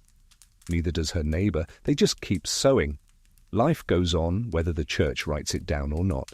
And what of the church itself? Ironically, priests weren't even supposed to marry by the high Middle Ages, though many did anyway. Some had housekeepers who somehow kept producing children. Some bishops turned a blind eye, others launched investigations. One priest was excommunicated not for having a secret wife, but for refusing to share his wine with the bishop. And then there's the fringe practice of divorce by ordeal. In some early medieval tribes, a wife accused of adultery might be forced to walk across burning plowshares or plunge her arm into boiling water. If she emerged unscathed, she was innocent and could return to her husband. If not, well, one way or another, the marriage was over. You shiver a bit, and not just from the damp. Not all was gloom, though. In some regions, especially Scandinavia and parts of early Germany, local customs allowed both men and women to end unhappy marriages even after Christianity took hold. One law stated that if a husband struck his wife 3 times in public, she could leave him with half the goats and all the cheese. Fair. There's even a documented case of a woman in 14th century England who refused to return to her husband unless he improve his smells and cease his roaring. That's probably the medieval version of "we need to talk." By the late Middle Ages, the pressure for reform was building. The Protestant Reformation would soon crash in with new ideas, including, gasp, divorce as a legal right. But for now, in this candle-lit world of relics and relics in the making, ending a marriage was like trying to unbaptize a saint. Technically impossible, spiritually dangerous, and socially frowned upon. So people stayed, or they didn't. They wandered, they wrote secret letters, they prayed, they gossiped, they bore children with neighbors, and they endured, because when you're told marriage is forever, but your patience is not, you find ways, quiet ones, clever ones, even if it means living under the same roof, but letting the fire go out. The floor tiles shift beneath your feet now, from rough peasant stone to intricate Byzantine mosaic, where tiny fragments of coloured glass shimmer beneath oil lamps and censers, swing slowly in thick incense air. You're in Constantinople, sometime around the 10th century, where the emperor rules by divine right. Icons stare down from vaulted domes, and marriage, as always, is a complicated thing. And divorce? Well, welcome to the most Byzantine of all Byzantine problems. You're ushered into a small chamber off the side of Hagia Sophia, where a tired scribe is hunched over a scroll. His job? Documenting annulment appeals. Yes, annulments again. But here, in the Eastern Roman Empire, the rules have a uniquely tangled flavour. Unlike their Western Catholic cousins, the Eastern Orthodox Church allowed for limited divorce, but only under very specific, sometimes contradictory, and often hotly debated circumstances. And always with the Church's involvement. Let's say you're married to a man who just stopped coming home. You could, in theory, petition the bishop for a divorce. Grounds included adultery, abandonment, impotence. A failed attempt to murder you, yes, that made the list, but you'd better have witnesses. And patience, because divorce proceedings could drag on for years, with appeals going from bishop to metropolitan to patriarch and occasionally even to the emperor himself. Nothing says romance like Byzantine bureaucracy. Historians still argue whether the Church granted these divorces to protect women or to control them. Either way, the paperwork was intense, and divorce was still considered a failure, both moral and social. You might be allowed to remarry, but not without penance, fasting, and being gently shamed in sermons for a while. The Byzantine legal system, based on Justinian's code, technically recognized civil divorce, but civil law and canon law were in constant tug-of-war. A judge might say you're free to go. A priest might say you're still bound. Result? Married, in the eyes of God, single at dinner. Very modern, really. And then there were imperial divorces, which were a different beast entirely. You stroll through the imperial palace and witness the drama of Emperor Leo VI, who married not once, not twice, but 4 times, despite church law forbidding more than 2 marriages total. His excuse? He really wanted a male heir. His punishment? Public scandal, ecclesiastical outrage, and eventually a reluctant blessing from the church after he promised not to do it again. That 4th wife? Zoe Carbonopsina. Her name means Zoe of the coal-black eyes. And yes, that sounds like a Marvel character. She gave him a son who later became emperor, but only after Leo was temporarily banned from receiving communion.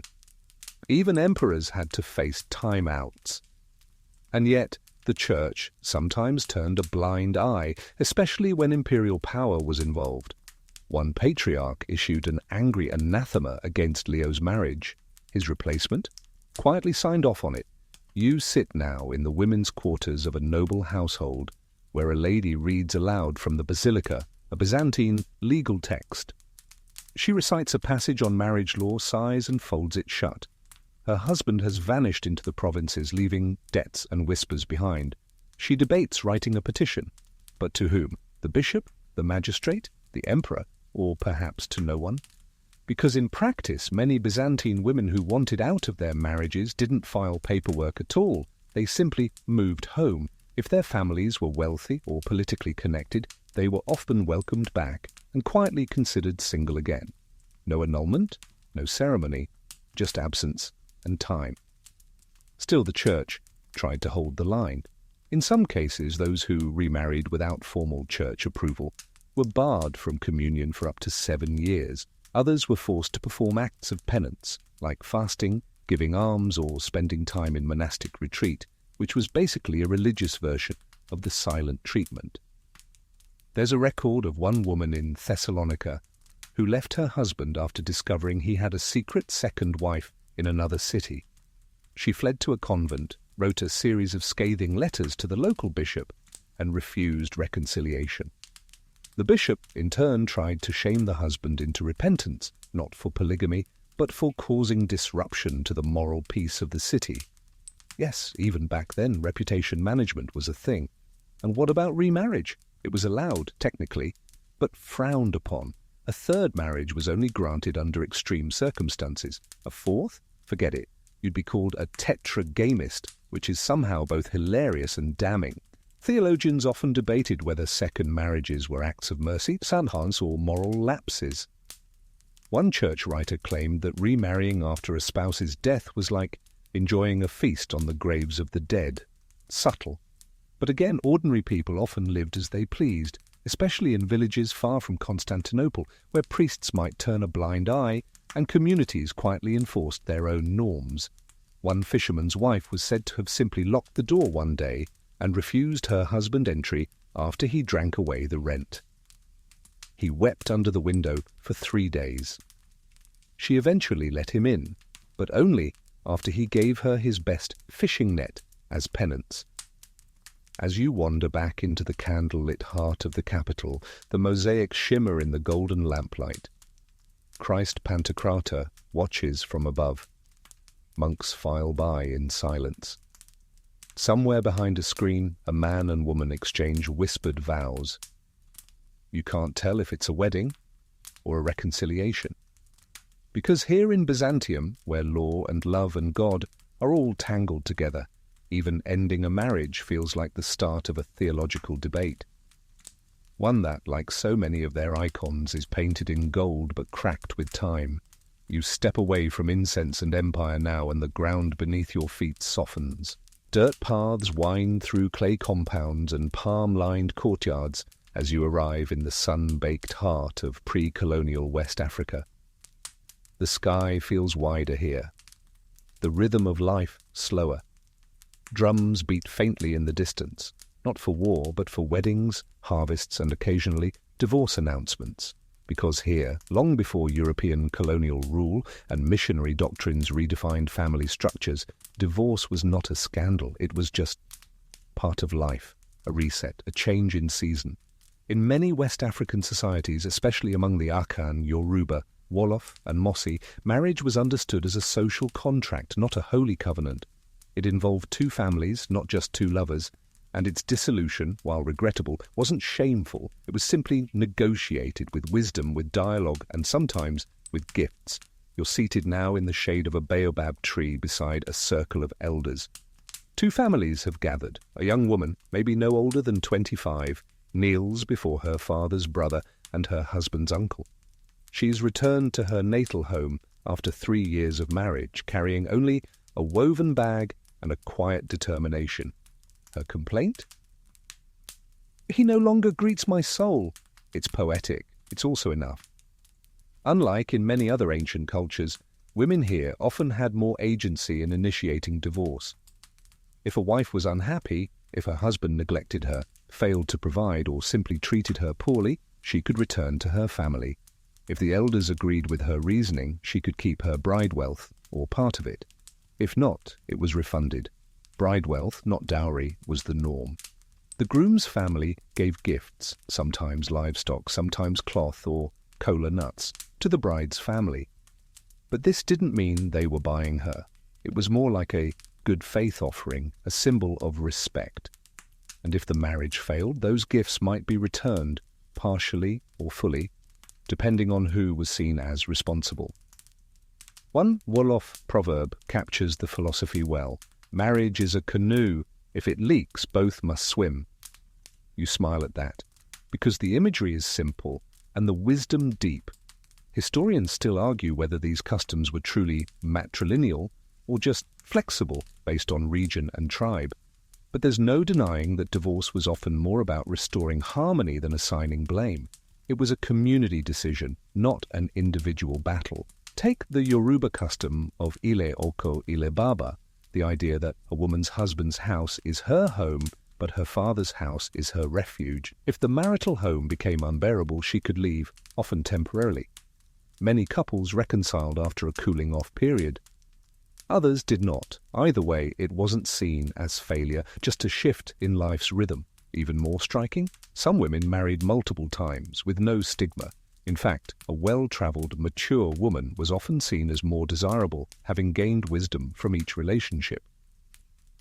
One oral history speaks of a respected female herbalist who married 5 men in her lifetime, each one more patient than the last, she joked. Meanwhile, among the Mossi of what is now Burkina Faso, divorce ceremonies were sometimes marked with formal exchanges of thanks, as both parties acknowledged what they had shared and what they were releasing. Imagine that. Instead of court battles over property, you have a final meal together, a communal gathering, and then a walk home in opposite directions. You walk now along a dusty path with a young man carrying a carved stool. He returns it to the bride's family. It was part of the bride wealth, and since the marriage has ended peacefully, it's being handed back. No anger, no drama, just symbolic closure. Of course, not all divorces were so calm. There were jealousies, arguments, cases of infidelity, infertility, or sudden poverty. But even then, the process emphasized mediation, not punishment. Elders might counsel both sides, friends might intervene. If the marriage truly couldn't be repaired, it was dissolved with as little bitterness as possible. After all, these were tight-knit communities. You couldn't afford lifelong grudges. You'd still see each other at market. And the children? In many tribes, children stayed with the father if they were very young, but as they grew, they could choose, especially boys, who might return to their maternal uncles' households. Extended families were strong, and parenting was collective. Aunties, cousins, grandparents all helped. Divorce didn't mean the child was broken, it just meant more hands would raise them. You sit now by a cooking fire, where 2 women, one divorced, one never married, roast yams and gossip lightly. The divorced woman jokes that she'll only marry again if the next man knows how to dance. The other laughs, saying, "Then you'll stay single forever." There's no shame, just storytelling. And that's what makes this place feel different. Whereas so many other societies turn divorce into a religious offense, legal battle, or personal failure, here it is something else. A recalibration, a resetting of the compass, a recognition that what once worked doesn't anymore. And that's okay. Maybe that's what marriage always needed, more shade trees and fewer judges. You move east now where the earth turns dry and red beneath your feet, and the wind hums low across scrubland. Welcome to pre-colonial Australia, home to the continent's First Nations peoples whose customs around marriage and its end were profoundly different from anything you've seen so far. You won't find divorce courts here. You won't find priests or parchment. What you will find is something older, quieter, and astonishingly adaptive. You settle beside a fire under the stars, listening to an elder from the Arrernte people speak in a rhythm that doesn't rush. Her voice moves like wind through spinifex, sometimes pausing for long silences, sometimes humming with memory. She tells you this: marriage, in her world, is part of a kinship system so intricate it could make a genealogist cry. Marriages are arranged through skin groups, complex social categories that determine who you can and cannot marry, who raises your children, who you can joke with, and who must be avoided entirely. And yet, within this tight structure, there is surprising flexibility, including in matters of separation. If a marriage proves unhappy or harmful, it can dissolve quietly without shame. You might be thinking, but where are the rules? They're there, just not written down. Everything is oral, everything is lived. The community carries the law. In many First Nations groups, women could leave their husbands, sometimes with the help of family, sometimes by simply walking away. If a man mistreated his wife, her kin had the right to demand compensation. In some cases, they'd take her back and offer the husband another woman in exchange. Other times, they'd declare marriage over and move on. Historians still argue whether these exchanges were always consensual, but oral histories suggest that female autonomy was real and recognized, especially when backed by kin support. And yes, sometimes things got dramatic. You overhear a whispered tale. A woman from the Wall Period group left her husband after he insulted her singing voice. He followed her to her family's camp, demanded her return. Her brother stood, held up a spear, and said simply, "No." That was that. The man went home. The woman later married someone else, someone who liked her songs. Among the Yolngu of Northern Australia, the concept of promised wives meant girls were often engaged as children to much older men. But once they reached adulthood, some refused the arrangement, and their communities often respected it. A woman could declare that she had a new dreaming, a new spiritual path, and it wasn't with her promised husband. And if two people simply stopped living together, well, that was also enough. There was no need for announcements, just a slow drift apart like smoke from separate fires. You watch now as two former partners walk past each other in a village clearing. They nod casually. One is carrying firewood, the other leading a child. No tension, no scandal, everyone already knows. In many Aboriginal communities, relationships were fluid, especially when viewed over a lifetime. People moved between unions. Widowhood was common due to shorter life expectancies, and remarriage was expected. Some individuals, especially healers or elders, chose never to remarry, instead stepping into more communal or ceremonial roles. There are even cases of polyandry, where one woman had multiple husbands. One oral tradition from the Pintupi tells of a woman who shared her hearth with two brothers, both of whom considered themselves her partners. Jealousy? Maybe. But survival in harsh desert conditions meant cooperation often trumped romance. And children? As with so many indigenous cultures, child-rearing was communal. A child whose parents separated was never from a broken home. They were from a strong web where aunties and uncles, cousins and grandparents all had roles, no custody battles, just continuation.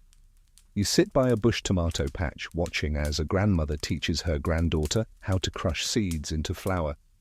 The child giggles, her mother isn't far away, laughing with another woman, her new partner. No one makes a fuss, because here, love shifts like the seasons. And divorce isn't a crack, it's a bend in the song line. Even punishment for marital wrongdoing took a different form. In some cases, a wronged husband might throw a ceremonial spear at his rival, not to kill, but to restore balance. Once the spear flew, the slate was clean. The community moved on, and always the land watched. The dreaming, the spiritual web that connects land, ancestors, and people, didn't pause for broken marriages. It flowed on. If you left a partner, you still had responsibilities, you still belonged, you still had obligations to country, to kin, to songlines. Divorce did not erase you. That's perhaps the gentlest idea of all. Because in the end, there were no divorcees, just people who had changed their stories, moved their camps, and started again. Not out of failure, but out of rhythm. When the clapsticks no longer kept time, you set them down and picked up new ones. And then you danced forward. The soil beneath your feet crunches with dry frost now, and the wind carries the scent of pine. You've arrived somewhere vaguely Slavic, somewhere before kingdoms were carved into maps, before borders, before bureaucrats, before notarized heartbreak. Picture a wooden village in early medieval Eastern Europe where the hearth is warm, the bread sour, and marriages are just as fragile as in any empire. Here's what you'll learn fast. Sometimes, in the ancient world, divorce wasn't a process at all. It was just moving out. You're standing in a log house, single room, smoky from the central fire pit. A man sits sharpening a blade, and across from him, a woman calmly places her cloak around her shoulders. She picks up her wool bundle and nods to her sister at the door. No yelling, no ink, no ceremony. She steps outside, and that's the end of their marriage. That's it. In many rural, tribal, or frontier communities, especially among Slavic, Baltic, and early Germanic peoples, marriage dissolution was often informal. When the partnership stopped working, and especially if there were no children, one partner simply left. Usually it was the woman returning to her natal village or her brother's longhouse. There wasn't always a need to declare a divorce. The separation was understood through absence. Historians still argue whether this practice signaled female empowerment or lack of legal structure. But either way, it meant less red tape and more practical boundaries. If you stopped sharing a roof, you were no longer a couple. If your neighbors stopped calling you husband and wife, you weren't. There's a charm to the simplicity. You imagine trying this today, just quietly packing your toothbrush, leaving the house, and poof, legal freedom. No mediation, no lawyers named Brad. Just you, a goat, and a trail leading out of town. Of course, it wasn't always so clean. In more hierarchical societies, like the early Russes principalities, wealthy couples couldn't just wander off. Marriages between nobility were tied to land, power, and alliances. So, if one party left, there had to be formal negotiation, often involving dowries and sometimes even tribal arbitration. One story tells of a noblewoman who left her husband after he took a concubine from the next village. She returned to her father's estate, took back her horses, and sent a message via travelling bard. The stallions have returned to their rightful stable. Do not send more. Elegant, poetic, and absolutely scathing. Meanwhile, in more humble communities, couples often used rituals to end a marriage, even if those rituals weren't codified in law. Among some Finnic tribes, for instance, if a woman wanted to end things, she might take her husband's boots and place them facing away from the hearth. It was a visual signal. She was done. If he agreed, he'd leave them there. If not, he'd turn them around and wait for her return. If they stayed out overnight, divorce confirmed.